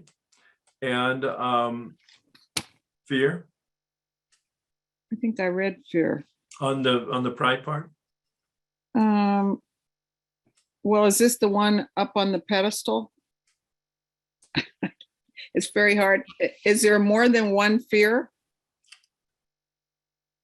Yes, of course. There's fear next to all 7 of the variables. Don't you have the worksheet there? I have the worksheet, but I didn't fill in the worksheet. I just wrote it in my notebook. Okay, well, I think it's good enough. Let's move on, and we'll come back to it when we come to the 4th column, okay? Thanks, Herb. All right, thank you. My resentment is at my husband's previous wife for continuing to take alimony from him after 30-something years. And my self-esteem is that I am your resentments toward his ex-wife. It's not toward him. Well, I was really confused about that, and it was almost like jumping ahead to column 4 in a way. So I thought, well, I'll just start with this and see where it goes. All right. I just wanted to be clear. Yep. I understand. Okay. So you have a resentment toward the ex-wife who is taking money for too long a period of time. Right. Exactly. All right. And who are you? I am fair, generous, loving, compassionate, and devoted, a devoted wife. Let's see, where did I leave off here? Who has been committed and a good wife to my husband, who has really devoted myself to making our home life safe and treating our children, both his and mine, with love and concern. And my fear is my motives are dishonest and I'll be seen as greedy. Okay, all right. And my pride is that I would like for his ex-wife to acknowledge me as a real person for my devotion and willingness to care for my husband, especially in lieu of a chronic kind of life-altering illness, and for supporting and providing her children with good educations and a sense of well-being. And my fear there is I'll always be the other woman. I will have no voice, which I borrowed from somebody else before because I thought that was wonderful. And that essentially I'll just be a non-entity. All right. Yeah. All right. So we'll come back to that, okay? Okay. Thank you. Thank you. The resentment I'm picking on here is what happened and how I feel now about it. On my last performance evaluation at work, my supervisor put something on there that completely blindsided me, and I'm pretty upset about it. So that's particularly about your resentment is toward your supervisor for blindsiding you. Yeah. Who are you? I am. Competent, knowledgeable, hardworking, high performer, careful, not perfect, good enough anyway. I don't know if that actually belongs in this line or not.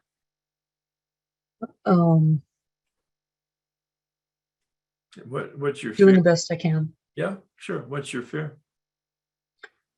that all of that is wrong. Fear that I'm not good enough, that my best is not good enough, that everything I do is wrong, that I can't do anything right, that no one wants what I can offer. Yeah. All right. And pride. Pride. How do I want others to see me? Others should see my supervisor treating me with respect, consideration, support, and kindness. And your fear? That she's too busy wanting me to be what I'm not, to be able to work with what I am. Okay. All right. All right. We'll come back to it. I have one against an institution, and this is really, it sounds dumb, but it's really huge because it can, it has been capable of raising quite a bit of ire in me when I'm like driving to work in the morning. Sure. So what's your resentment? First of all, I resent myself for not finding the worksheet. Here it is. First, in Herb style, I ask, help me to make this worksheet coherent. Well, and thank you for reminding me of that, because it's not something that I've made clear in the beginning. And that is, my step guide asked me to write a small prayer at the top of each worksheet, very short, like God help me, or let me see the truth, or some very short, spontaneous prayer. So thank you for reminding me of that. It's on the worksheet, the formal worksheet. I just did not mention it, but thank you for reminding us that we go into this with help, with asking for help. So good, thank you. It's a great idea. I've started doing it every morning. I have a worksheet for my morning meditation, which it's just quick like that, man. I don't have the time. Sure. But so what your resentment is?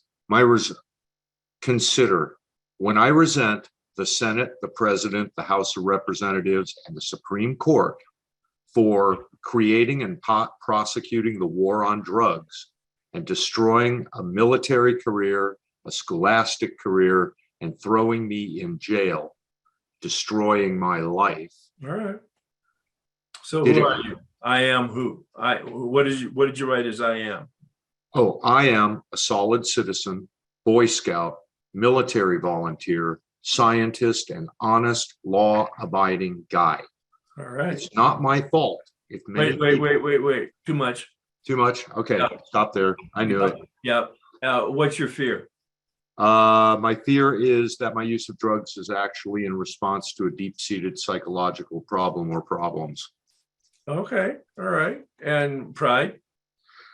Pride is others should see the U.S. government treating me as a wronged individual, and I should be called to appear for a public apology by the government for having violated my constitutional rights. Yeah, good luck with that one. What's your fear?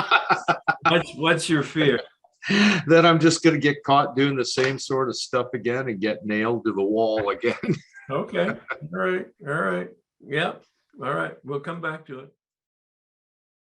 This resentment goes on 40 years ago when it's my husband, and he had an affair when I had a brand new baby. Yeah, but you have the resentment today. Well, I try and tell myself I don't. Yeah, but you do, because here you are talking about it. Of course I do. You have. And part of it is that I know I want to just keep holding on to, righteous indignation that shouldn't have happened. All right. Yeah. But and my fear about that is that we want to talk. Who are you? I am a person who has good values. Yes. I'm a person who's worthy of fidelity. Yes. I'm a person who's lovable. Yes. And smart and beautiful and strong. Yes. And your fear? Basically abandonment, and not worthy of fidelity. And also the fact that I've stayed, that my values are mixed up. I'm confused about that. Yeah. And my pride is, I have a very large family, that we would be seen as a couple who shared commitments and values and dedication to each other and love. And what I am afraid of is just the humiliation of knowing that my husband cheated on me and I didn't pack up and leave. And then perhaps my values are wrong again. All right. So again, not right or wrong. It's just the way you're thinking and the way you're feeling right now. And we'll look at that again when we look at the fourth column. All right. Okay. Thanks. I have a resentment towards a sponsor, one of my sponsors. I had conflict with another of her sponsees. Other sponsees blew up at me. What's your resentment? And my resentment is that she didn't support, that she took the other person's side. Yeah. That she thought that the other person was right and I was wrong. Yeah.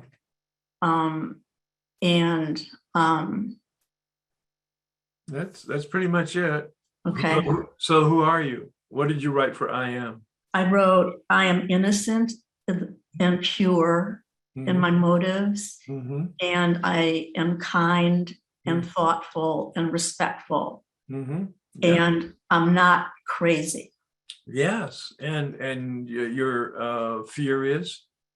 My fear is that she sees me as wrong, in the wrong, and that and I'm afraid that I am crazy. Okay, all right. I mean, two different things there. All right. How about pride?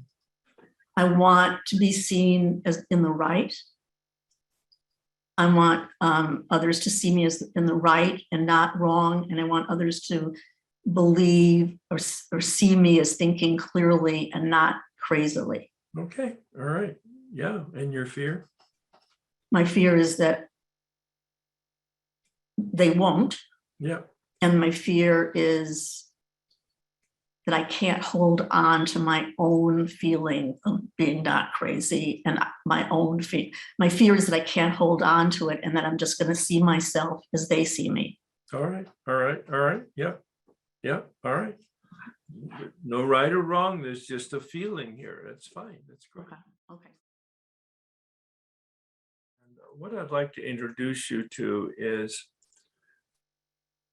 something that's so obvious in the big book when it's pointed out to us.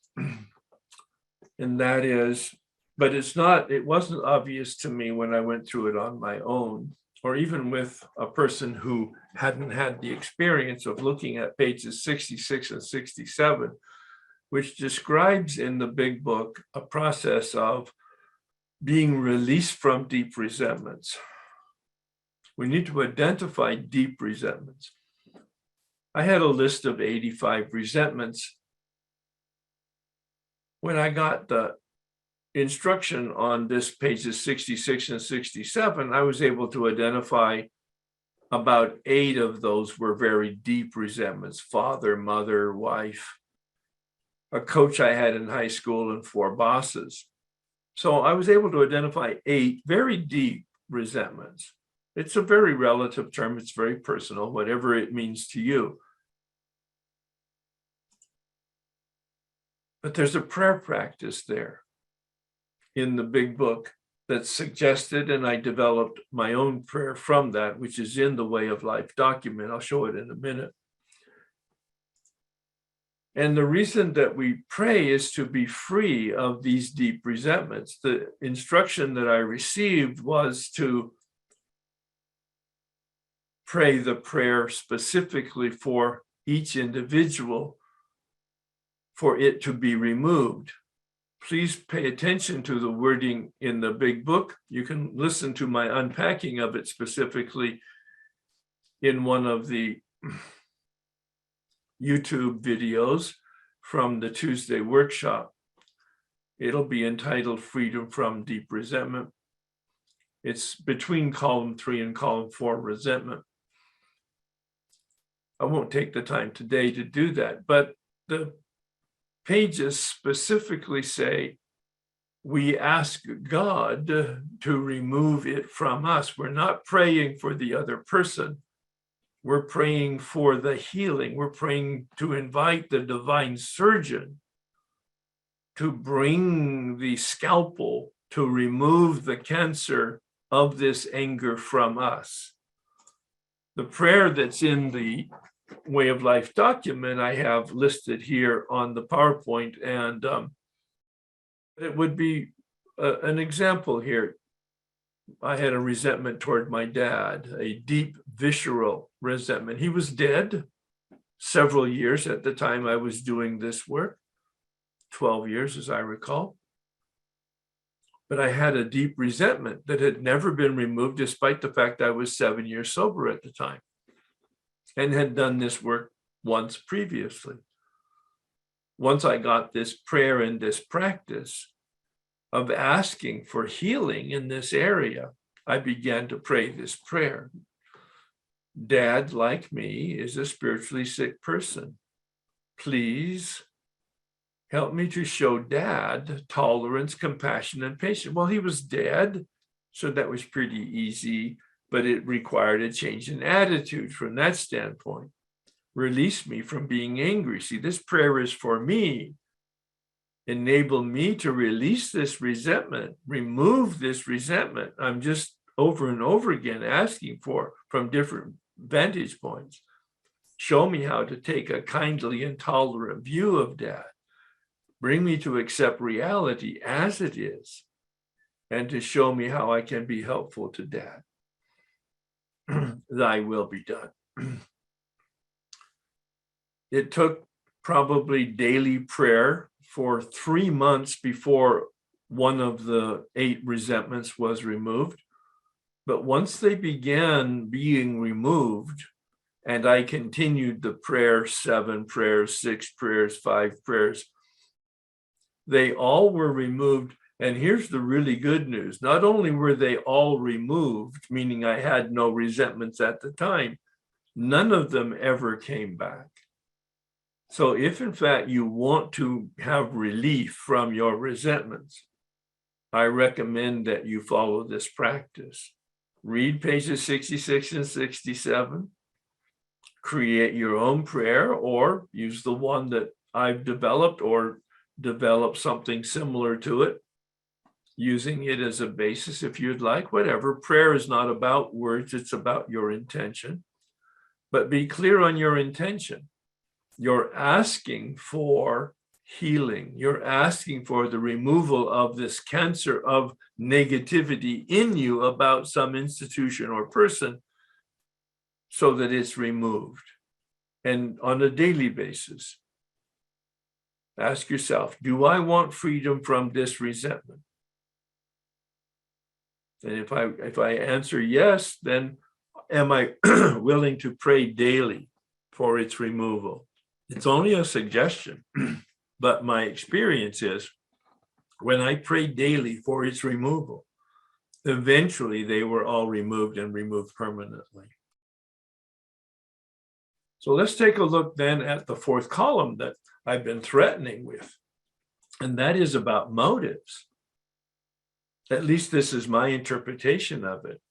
There's no 4th column on page 65, but there is a final paragraph on page 67, and it has 5 questions. What am I thinking? What am I doing? What is my fear? Where am I being dishonest? And what is my role, my responsibility? This was my very first spiritual awakening, to see that in every case, without a single exception, in every case, I had created my resentment. I had created my reaction of anger to a situation, and I had held that anger for a week, a month, a year. In my father's case, for 40 years. I had held a resentment, despite the fact he was dead to 12 years and I was sober 7 years. I had held this resentment. Yes, my father was a drunk. Yes, my father was emotionally and verbally abusive. Yes, my father was just a horrible father. in many respects, and a horrible husband, and many other things that we could describe in detail, but I won't. But all of that was irrelevant because he didn't cause my anger. I was the source of my anger because I was reacting to his impact on me. I was reacting to his impact on me. Yes, he had an impact on me, but that didn't necessarily make me angry. My anger came out of my wanting it to be different. This should not have happened. He should be a good father. He should be supportive role model. I did not accept reality as reality was. It's not good or bad. It could be called healthy or unhealthy. I'm having much more benefit from using the words fortunate or unfortunate. Not good or bad. Oh, that's unfortunate. It's so much more neutralizing. It's so much more open to, this is just reality as reality is. It doesn't make it right or wrong. It's just the truth. And so those first 5 questions in the worksheet, self-seeking, Bill doesn't give us a definition of that. This man helped me have a definition. Acting, behaving on my own behalf. Selfish, the book doesn't give us a definition. This man gave me a definition. In contrast to self-seeking, which is about behavior, selfish is about thinking about myself. Very different. Dishonest is misrepresenting myself. Afraid of not getting what I want or losing what I have. That fear of flight from the biological instincts I mentioned as part of the opening comments. And then the final question, which I do believe is the question that cracks the curtain and parts the curtain. Where am I wrong or at fault? Where am I to blame? These are words from the big book. I don't like them. They're very negative. I choose the word responsible. It's not in the big book, but it captures it from a much more positive standpoint. Where am I responsible for my reaction, my feelings, my behavior?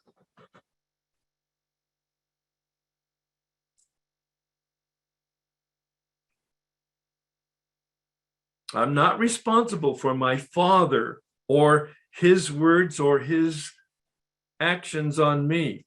In many cases, there are people who have suffered trauma, severe physical or emotional trauma from abuse, physical or sexual abuse, or verbal or emotional abuse.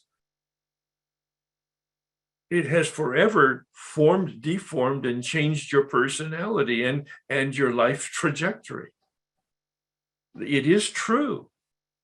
It had an impact. You don't have any responsibility for their behavior, but you have 100% responsibility today as an adult for your reaction to their behavior. It sounds like a negative take on things, but it's actually quite a positive, freeing take. You really want to be freedom. You take responsibility for your actions, because that's the only thing that you can influence. That's what the Serenity Prayer is all about. What can I influence? What can't I influence? I can't control anything outside of me. I can't control anything inside of me. But I can take responsibility for my perceptions. I can take responsibility for my emotions. I can take responsibility for my actions and behavior and my reactions.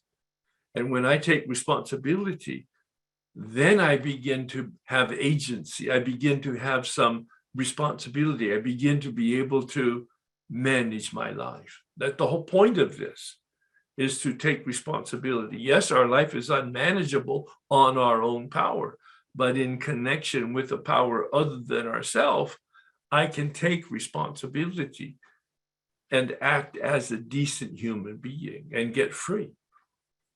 So I didn't make a list, and that's probably a mistake on my part, of the people who shared. So I'm going to rely on you to come back and raise your hand, maybe not obviously in the order that we talked to you in the third column, but and I forgot to mention that you need to be completing the answers to those questions. Where am I self-seeking? All right, what was my behavior? What is my current behavior around this? Don't look back at your history 40 years ago or 4 minutes ago. Talk about what your behavior is right now in relationship to this resentment. Where am I selfish? What am I thinking when I'm holding this resentment? Not what was I thinking a year ago when I had this interaction with this person or institution, but what am I thinking right now in having this reaction to an event that happened a year ago? Dishonest, misrepresenting myself. What's really the truth here? Afraid. How am I glossing over my role, my responsibility by projecting onto the other person? Especially in question number 5, where am I responsible today for my reaction? So let's try it. I'll go with the hands raised. I think that's the easiest way. And we'll get through as many people as we can. We have about 45 minutes. Then, as you know, I'll be doing this again in another quarter. I'm committed to doing it quarterly this year because it's such an important process. And there's lots of things to process with people, perhaps more than once. So remind us what your resentment was and your self-esteem, please. My resentment was I'm resentment at my daughter for treating me with disdain and disrespect. Got it. And so we go over to the fourth column and ask yourself, what's your, the first question, and I didn't highlight that, what's your perceived role here? So say your resentment again, please. I'm resentful at my daughter for treating me with disdain and disrespect. Okay, so disrespected mother would be your perceived role. It's really important that we get that role really crisp, because the whole point of the fourth column is to see the truth after we ask ourselves these questions. So when you feel disrespected in this particular situation, how are you thinking about yourself? I'm thinking I deserve better. Okay. So I deserve better. I mean, is that the truth? Or, I mean, how did you come to that conclusion? Children should treat their parents with respect. You see now, should. You come up with a should. So is that your general experience with children and parents? Yes. No, it isn't. Well, I'm thinking of people that I know.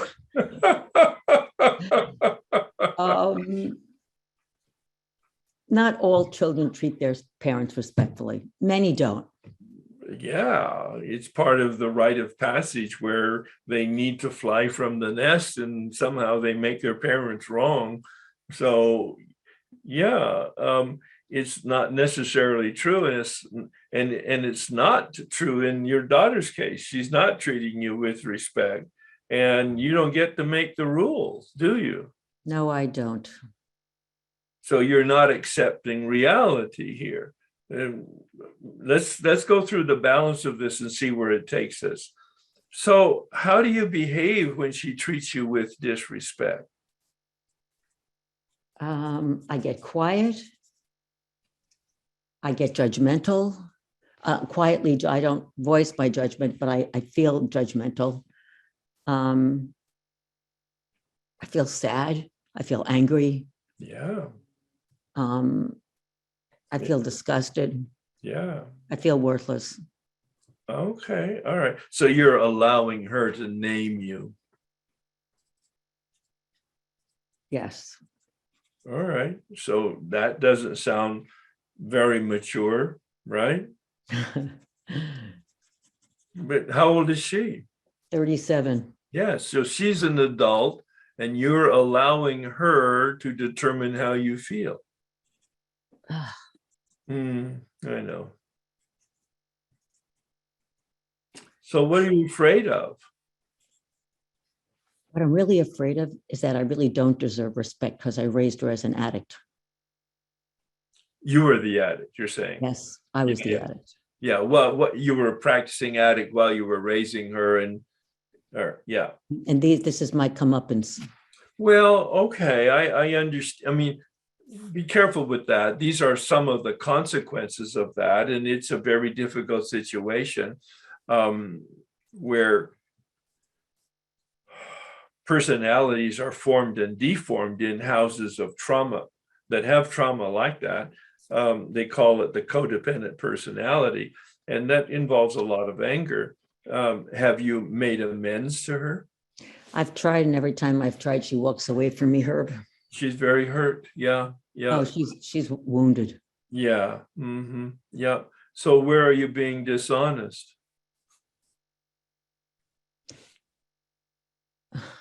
Where am I being dishonest? And not accepting responsibility? Well, or just not accepting that she's hurt and she's got her own path. Yeah. And treat her with kindness and as best you can, right? That in fact, I don't like the word "this is my comeuppance" because it sounds like retaliation and karma in the negative sense. But this is the consequence of our behavior. It took a while for my kids to trust me.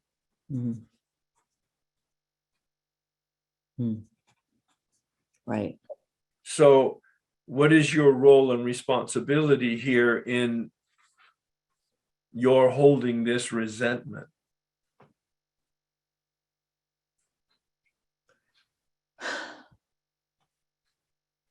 I guess my role would be to keep myself in the place of, oh, poor me.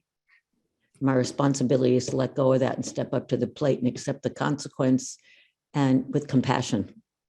No, yeah, that's the turnaround. That's the solution, to release it. That's called forgiveness, and to accept responsibility with compassion. I really was irresponsible and there are consequences to my behavior. And now she has to deal with that. And I'm going to pray for her and support her in any way I can, directly or indirectly. So rather than the disrespected mother, quite frankly, I've been a dishonest mother that in fact, this is the consequence, and I need to have some compassion and tolerance, right? Yeah. Yeah. I mean, and that's not a very easy answer. There's a book called Forgive for Good by Fred Luskin. I have that book and I love that book, and I probably would do well to read it again. Well, I've read it a couple times, and he and I are doing a workshop again on February, I think it's 12th. So you might want to look at the YouTube one that we did already. He's just a marvelous presenter and person, and see what you can find there as sort of some suggestions for moving forward on this. Herb, are you doing it at the retreat center or can it be posted in the chat? It's on Zoom. Uh-huh. Perfect. Thank you. Yeah, thanks Thank very you. much. Yeah. So tell us again what the resentment was, third column. Yeah, the resentment was that she took my friend's children and Oh yeah. Yeah, and I treated me remember. like I was unimportant in their lives. Right. Yeah. So you're a disenfranchised friend, right? Yeah, I was kind of feel like I was tossed aside. Yeah. Oh, that's even better. Tossed Yeah. aside friend. Yeah. All right. So let's look at self-seeking. What behavior goes along with the feeling of being tossed aside for you today? Okay, I feel unimportant, ignored, not good enough. My behavior is that I get mean when it comes to her and angry. And in my thoughts, I don't really express them to other people. Right. But I think negative thoughts toward her, all the negative thoughts I come up in my head. All right.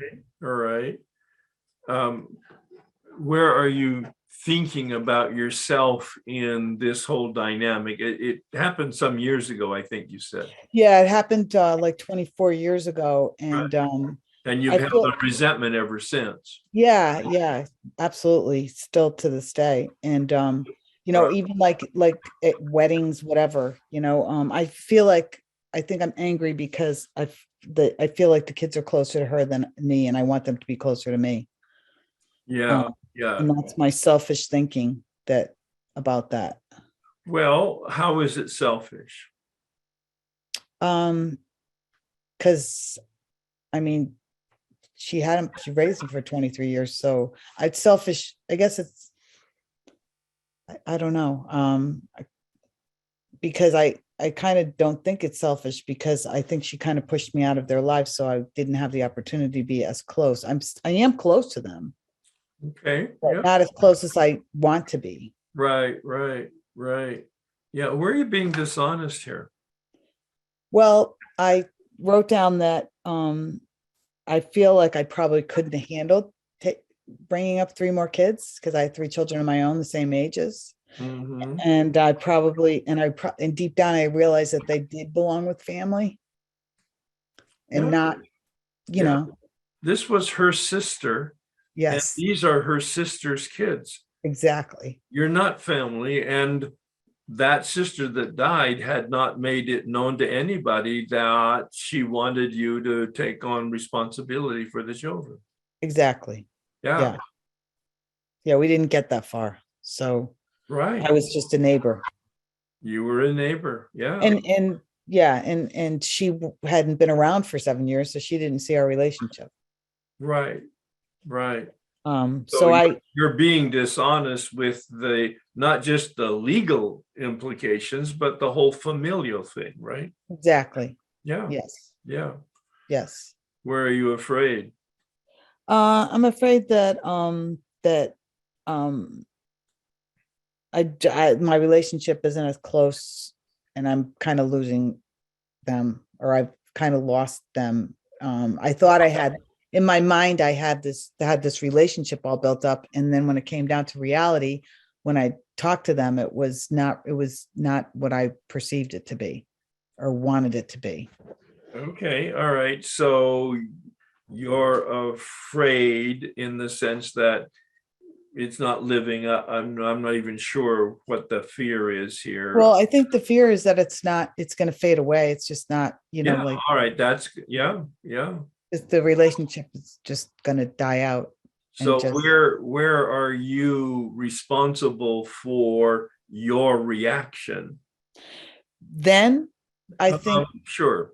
Okay, so then I think I was responsible because what I did was when it all happened, I kind of froze and stayed to myself and didn't express like what I wanted or how I wanted to be involved in their lives, and didn't push forward with it or try more. Mm-hmm. And now it's just that I kind of freeze up and I don't talk to her. If I see her, I kind of, I'm kind of mean. and Well, get angry. so you froze up at the time 24 years ago, and you remained sort of under the radar for many years then. Yes, I stay away. You know, I mean, we've been at social gatherings together, weddings, and I don't talk to her. I prefer not to even talk to her. It's like, just stay away, which is. Does she have any awareness of any of this? I don't think so. So do you hear what you're saying? Yeah. You created an entire fantasy that nobody knows about. Yeah. Yes.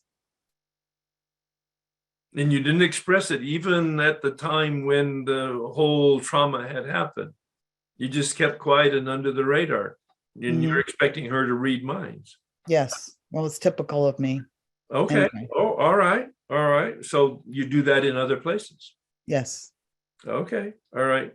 So rather than, what did you say? Tossed away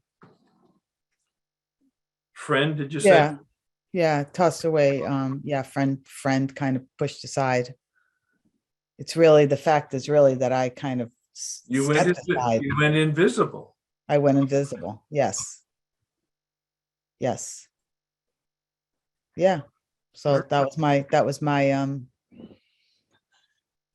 my role in this. And you know, it probably would be a benefit for everybody here to complete the worksheet and work with a person in more depth and detail. But what is your reaction to what we just did? My reaction is that I kind of can see where my responsibility and role was in this. I created this fantasy, and I kind of like didn't do anything to let anybody know how I felt and what I wanted, I wanted to be involved. I stepped back and, you know, I hid, as I usually do. I hid behind my wall. There you go. So you have a lot of anger that people didn't know the story, but you didn't tell the story. You kept yourself invisible. So does that help sort of allow you to release the story and release the anger? Yeah, it helps. It does. It might help to also pray that prayer for your own healing here. Because it sounds like a loss for you to grieve that friendship that you had and the loss of the relationship with the kids that you didn't have. Right. Yeah. Yeah. Yeah, I agree. Thank you. It's worthy of some more work. I'm already feeling like we're not dedicating enough time to each one of you, and yet it's what we can do. But I'm encouraging everybody to pursue more, if in fact they feel like it's unresolved, to pursue it with experienced people after this session. So thank you. Restate your resentment, and then let's go to the fourth column. Okay. I resent my husband for drinking alcohol and being irresponsible and continue to drink. Yes. What I'm when feeling this resentment, I believe my role is victim in alcoholic marriage. Yes. How long you been married? 15 years. 15. How long has he been drinking alcoholically? 15 years. So was he drinking alcoholically when you married him? Mm-hmm. He didn't come to the wedding. Still, I go ahead and marry him. Okay, so we already see where this is going, don't we? Okay, yeah. All right. So where are you? What is your role? Is victim? You said, right? Mm-hmm. Victim of an alcoholic, and where are you self-seeking? How do you act when you feel like a victim? I kind of like rage on my kids. Rage on the kids. All right. Rage on the kids. Yep. And I do martyring. Yeah, I'm a martyr, right? Mm-hmm. Yeah. And I continue to keep my victim role, keep me and my kids in the Yeah. And active you're in alcoholism. Al-Anon, right? All right. Did Yeah. you say you're in Al-Anon? Mm-hmm. All right. Excellent. How long have you been in Al-Anon? 1.5 years, 1.5 years. Okay. So good. Solid. Wonderful. You have a sponsor? Mm-hmm. All right. Wonderful. And you go to meetings? Mm-hmm. And you're 3 to 4. And you're working steps? Yeah, step 4. There you go. Wonderful, wonderful. All right. So selfish, where are you thinking about yourself when you're playing this victim role? Okay, victim role. So I don't want to take responsibility of being the only adult if I get divorced or, Yeah.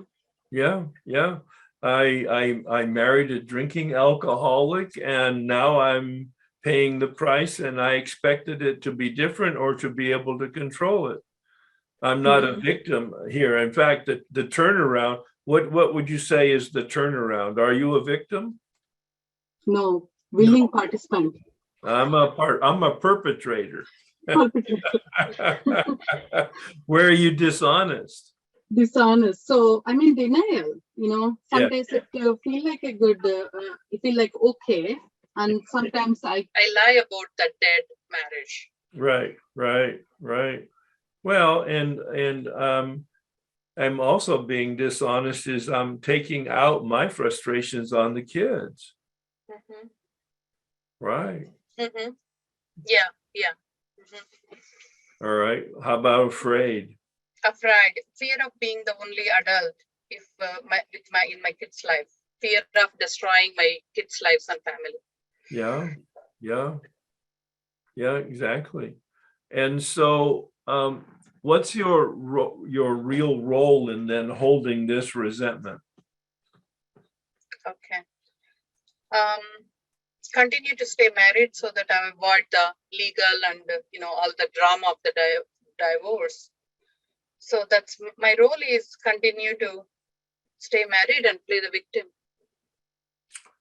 And so the role is of blaming. So you can stay married, but it's a decision based on a lot of other moving parts, and it doesn't give you permission to be a dysfunctional mother.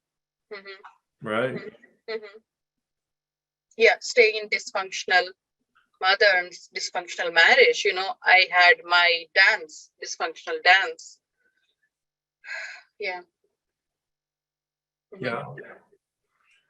Well, once again, it's frustrating not to finish the complete worksheet, because it really does help to take a look at your character defects, especially in this. But I think you're seeing some of that now.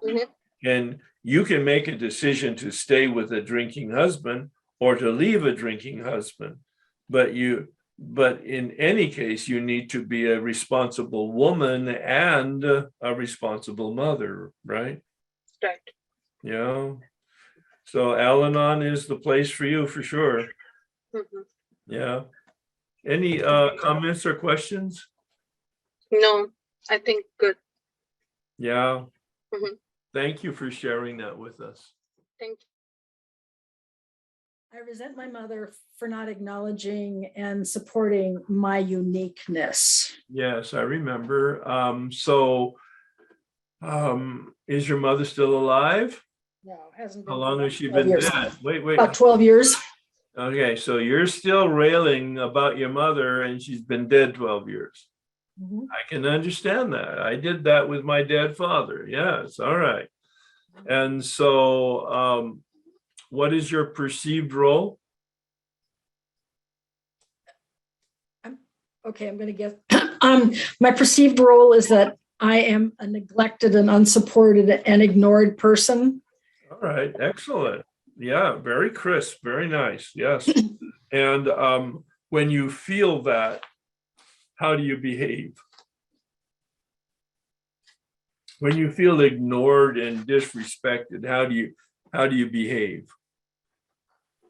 I behave as though I'm incompetent and can't do anything and paralyzed. That learned helplessness thing. Yes, yes, learned helplessness, yes. Right, all right. I'm going to take that off the screen here. And how are you thinking about yourself, self-centered thinking, when you're thinking this thought? Well, my mother never taught me how to do this. I don't have the skills. I don't have the training. Wait a minute. You're over 21, I think, right? Just a bit. Yeah. All right. So whose responsibility now is it to train you? Mine. Way overdue, right? So ask the question again, Herb, please. Whose responsibility is it to train you? Oh, me. Yeah. Right. Way overdue, huh? Yeah. Yeah. It was, once you were 21, it was never your mother's responsibility. Sure. Sure. As an adult, objectively, it's our responsibility. As soon as we are 18 or 21, pick your number, it's our responsibility. What happened with our mothers and fathers or our family of origin is probably very dysfunctional, yes, but it's irrelevant once you reach a certain level of personal responsibility. Right. Then it's up to you to get the teaching, to get the parenting, to get the therapy, to get whatever it is you need, knowing that you are probably permanently disabled in some fashion. And many of us will never recover in some areas just because, but that's just what is. Yeah, and I can see exactly how this thinking affects many other aspects of my life. Exactly. As I was writing, it's like, oh my God, this is like a rich field to mine. It really is. And it's life-changing when you begin to know that, oh, I need to take responsibility. It's an interesting story. It's unfortunate, but now it's my life. Right. Mm. Yep. And I can see how I use other people as excuses to not pay attention to that or not work on that. Well, most of us take the victim role so that we don't have to take responsibility. Yeah. That's exactly it. You're not a victim. None of us are a victim today. We may have been victimized yesterday, but we're not a victim today. Right. We are responsible for dealing with our victimization. You know, hear the difference. It's huge and it's life-changing. Right. It was for me when I at age 48, I took responsibility for the way I thought and felt and behaved. And it was down deep inside of me, not outside of me. It made a huge difference. Yeah, my resentment about my father, he hasn't shown me the care, love, and interest I wanted. Right. All right. And what's your perceived role? My perceived role is that unloved daughter, uncherished daughter, or ignored daughter? So is that the self-seeking current behavior bit? Well, yes, we're on that page, but at the top of that page, it says, my perceived role, like an actor in the play, a misunderstood person, betrayed spouse, abused child, is trying to get a sense. Okay. If you were on it, thank you for asking the question, because I didn't elaborate it as well as I would like to. And that is, if you're on a stage and there's a script writer, what would the script writer name your part in this resentment? You have a resentment toward your father because he didn't provide you the love and the concern and the whatever else that you wanted from him. So, abandoned child. Were you abandoned by him? Like emotionally. Okay. So let's say that then, emotionally abandoned child. All right, let's stay with that. So where are you self-seeking? When you feel like an emotionally abandoned child, how do you act? So I tell people that I don't have supportive family. So there's a poor me stance. Yeah. I feel within myself that I'm, yeah, like an orphan. Yeah. Yeah. Yeah. I don't contempt him so much. So you're, in the sense of the selfish, you're thinking about yourself as an orphan, poor me. When you're with other people, you're talking about, I don't have support, poor me.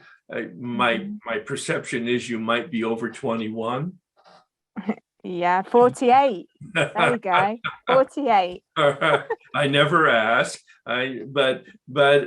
So it's, you're an adult woman who's still blaming her father for not growing up. Yeah. Where are you being dishonest?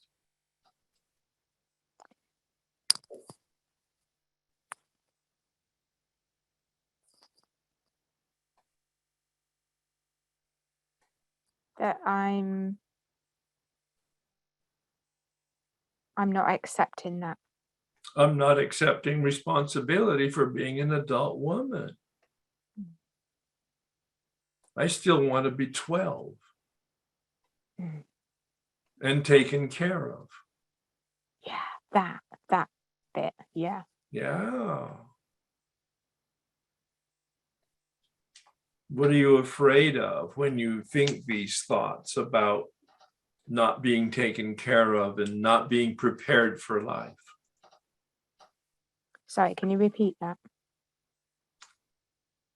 What are you afraid of when you think this thought about not being prepared and not being taken care of? What fear comes up?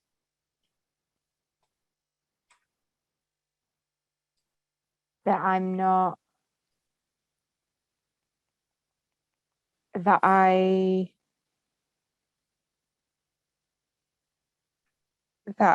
don't have the skills to do that. Whose responsibility is for you to get some skills? Me. Do you really believe that?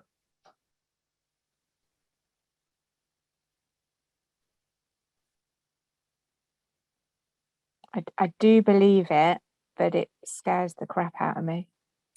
Yeah, you've avoided responsibility of being an adult for quite a while. Yeah. So rather than what did you say? I'm an emotionally abandoned child. First of all, you're not a child. You're a 48-year-old woman. And you've emotionally abandoned yourself. Haven't you? Yeah. The very thing that you thought was the truth is a lie. And the truth is turning the lie inside out. I abandoned myself. My father may have been a shit father. But at 18 or 21, I failed to grow up. And started drinking and drugging and eating. Yeah, probably earlier than that, but yeah, of course. Yeah, that's how we do it. We anesthetize reality. That's one of the purposes of addiction, is whether that's gambling or pornography or work or exercise or food or drugs or alcohol, is to anesthetize us from reality because we don't want to accept reality. Now, is this all conscious? Probably not. But now you're making it very conscious, aren't you? Yeah, it's time. Well, you know what? At age 48 is when I began to do this work this way and have the deer in headlights that you're experiencing right now. That's right, exactly. Yeah. I mean, it was late for me, but it was the first time it was available to me. And I'm grateful that it happened so that I could then have time to really grow up. And fortunately, it's not year for year. We grow up very quickly when we engage these resources in this process. Yeah. There's a lot of work to do. All right. Thanks, Herb. Yeah. Yeah. Thanks a lot, Herb. It's funny because the resentment I have about not being responded back to, she actually responded, but it happens all the time. So like I said, because it's old. So it goes to anyone who I don't feel respond to me right in a timely manner. So even though she responded, it happens. So it's still, I'm still resentful. I'm resentful. Oh, but wait, let's in the third column, you were resentful because people weren't responding to you. So what would you say would be the script determiner of your perceived role here? That I feel, okay, that my script, that I'm unimportant, unworthy, unlovable, tossed aside. I like that someone said that, and ignored. All right, let's stay with the ignored, or ignored, not responded to person, because you said that's it's pretty general throughout your life. You say it's not just one situation. It seems like it's a theme song. Just not important. Yeah, no, I'm not important. Okay. So when you feel not important, how do you behave? I overdo to do things for people to try to make them like me more. So I become more of a worker. I become more people. You overcompensate. You overcompensate. All right. I don't want to rock the boat. So I overdo. Okay. And where are you thinking about yourself in a self-centered way when in fact you're reacting this way? Okay, so I just put, I feel angry towards, I'm just say that one person. I feel angry towards her or them. I want to ignore them. I want to get back at them by not responding back to them when they. So I retaliate and I ignore and I snub. That's the behavior. Yes. Sure. Yeah. Yeah.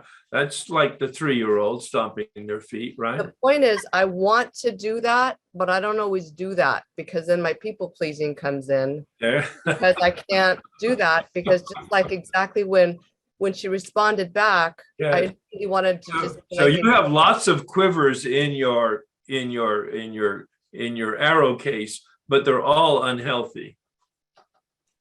Oh yeah. I don't want to respond to her because she responded to me, and immediately I'm responding, oh, it's okay. It's not okay. Right. It's never been okay. So it takes us to the next thing. Where are you being dishonest? Yeah, because my people pleasing overrides. Right. I act like nothing's wrong because I don't want to rock the boat. Right. Right. And so then I end up pissing on myself. Right. And I hate myself on top of it. So it's very convoluted. It's predictable, though, isn't it? Yeah. I care more about not having a healthy relationship with yourself or other people. Right. Right. Right. So the fear is of not being liked because you have underneath that you're not likable. Yeah. I'm afraid of others not validating me or not taking care of my emotional needs, not making me feel worthy. And I know this in my head, this is all wrong, but in my heart, I can't help how I feel. Exactly. And in your head, what would a healthy person be thinking? That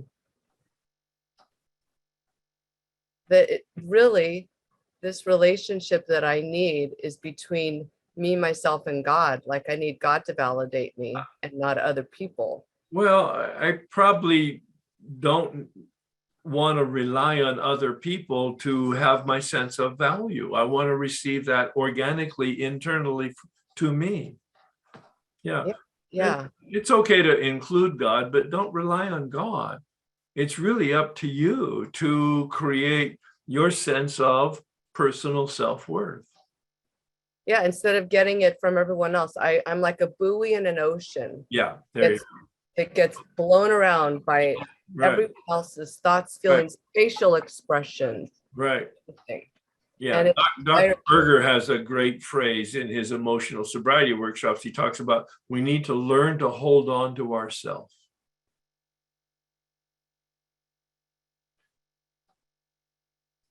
So how do I do that? So that's the right question. Yeah. Yeah. We get self-esteem from doing esteemable things like the work that you're doing, where you're learning, oh, I need to take responsibility, and I don't get my sense of self-worth from other people's words or actions. That's in my head. That's not here yet. Well, then, and it's wonderful that it's in your head. That's a great place to begin, because then you can think about cutting the puppet strings. I was a puppet on strings to circumstances and people. This process made me aware of that. So then I was able to consciously begin to cut those strings and not rely on people and circumstances for my sense of self-worth. Okay, so now I'm in the deer in the headlights. Okay, so now what do I do with that? Okay, so now I realize I'm looking to others for validation. I don't want that. So is there like another part to this, or is that another workshop? Well, it's the work of the fourth and fifth step and the balance of the work. So you have begun. You have begun this work, and you work with the workshop and with your step guide and sponsor, and talk to us in a year from now and see how it looks. Oh, great. I want to give that perspective. It took a full year for me to do the steps, and it was transformative, but it then continued for several years as I continued to do this work, expand and deepen this realization. I'm responsible for me. Okay, so that's what this is doing. This is starting to get me to see that I have, like, from 18 to 21 on, I need to start taking responsibility, because I've been making everyone else responsible for my happiness. So what this is doing is cracking that maybe I need to start taking responsibility, right? Okay. Well, I love the way you phrased it, because it says, well, maybe I need to take a look at this, and you're taking a look at it, and you will then come to a conclusion that the maybe will disappear. Thank you. Wow, this has been an incredible workshop. Well, this work is life-changing, and you're right to perceive it that way. It's like, I can't stop doing it because I discovered the cure for cancer. How would you put that under a bushel? You gotta bring it to people. Say, people, there's a solution. Well, I'm so grateful for your guidance and everybody's vulnerability. This has been just incredibly beneficial. I mean, I've been in 12-step program for 35 years, Al-Anon and AA, and I've done, 4 steps, 5 steps, and this is amazing. So thank you. I'm so glad you're here, and you had the third column crack you open quite a bit. Oh yeah. Where are you now with regard to this fourth column, like we've been talking about it? Yeah. So, this is concerning my brother molesting my sister, and, having just learned that in October. So my perceived role is, feeling unprotected, victimized. I had a similar experience, but I had already done that 4th step, done that 5th step. I had no idea this happened to her, decades later. Here I am learning it. So it's just that feeling of anger all over again, and she's even sort of bringing me into the story, like she thought I was there when it was happening to her. And I'm like, oh, dear God. Well, memory when we're children can be a funny thing. Maybe, maybe not. Yes. So, but to the point of this particular part of our work here, I felt unprotected. I felt like a victim. I was the middle of 7 kids, and God only knows where my parents were and what did they know. Right. So, is the event true or false? I mean, it happened. It's true. And we all know these things happen in families. What's your perceived role here now, though? What's your perceived role? Again, it was really helpful in the third column to realize I feel like I failed her. Yeah.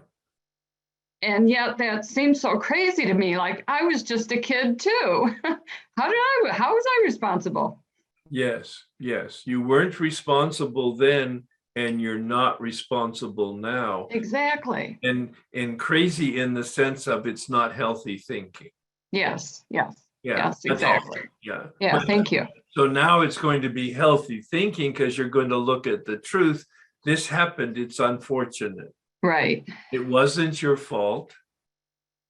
And it's actually at this point, it's none of your business. Yeah, I mean, I hear that up here, but in my heart, I'm like, really? But she told me. She did tell you. What did she tell you?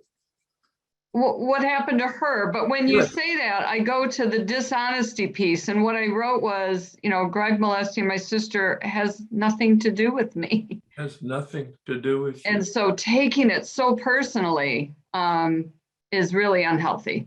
That's where I had somebody in my workshop jump up. This was 3 or 4 years ago. And he said, Herb, reality, just what it is. But I take it personally. Yes. Well, and again, that part of me that felt like I had to protect her, right?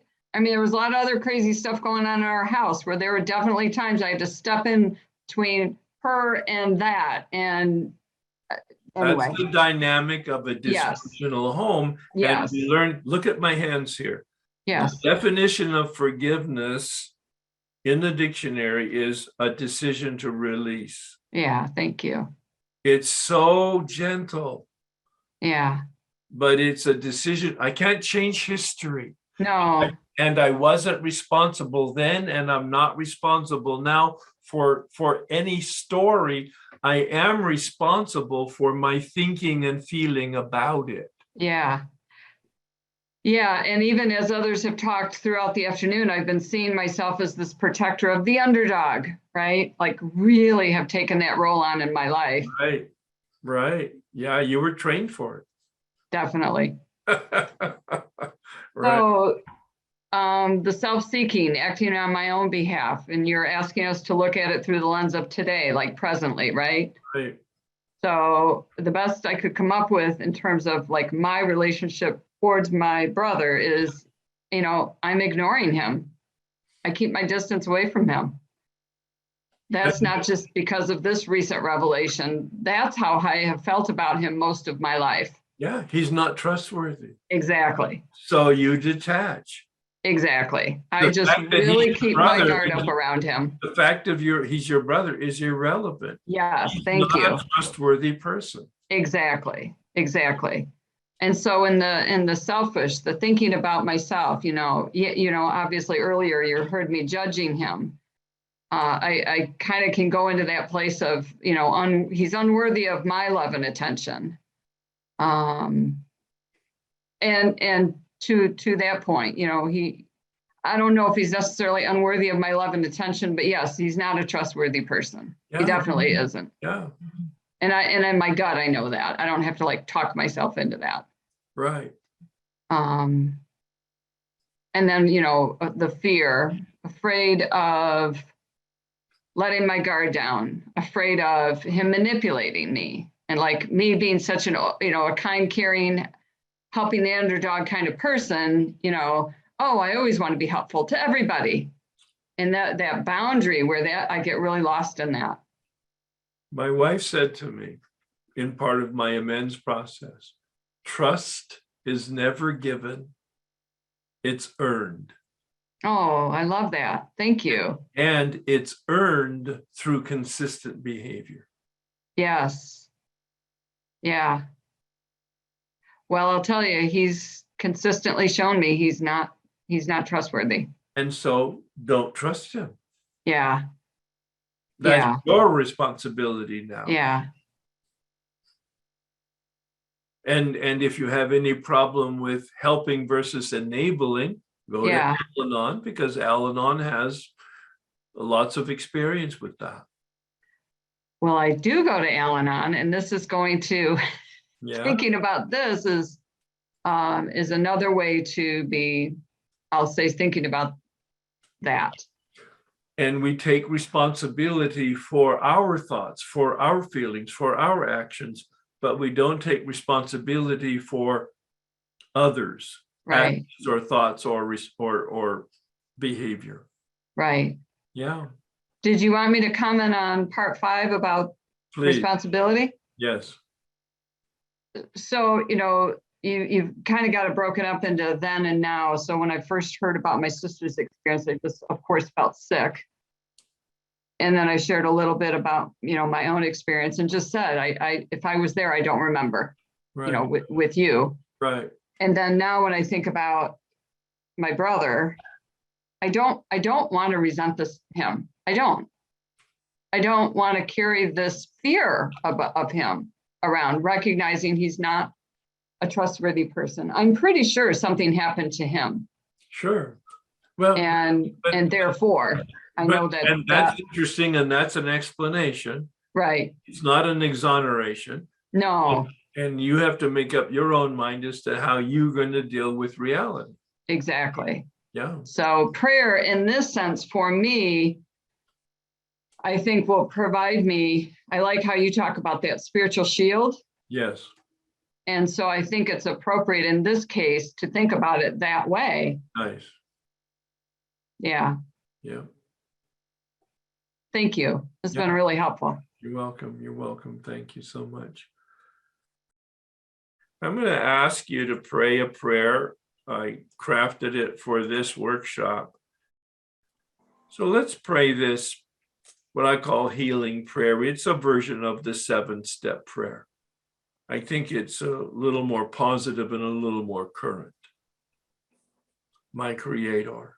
My Creator. My Creator. Willing that you should I'm have now willing that all of me healthy and unhealthy. And unhealthy. I pray that you now heal what stands in the way of my usefulness to you and my fellows. Grant me knowledge and strength as I go out from here to do your bidding. Amen.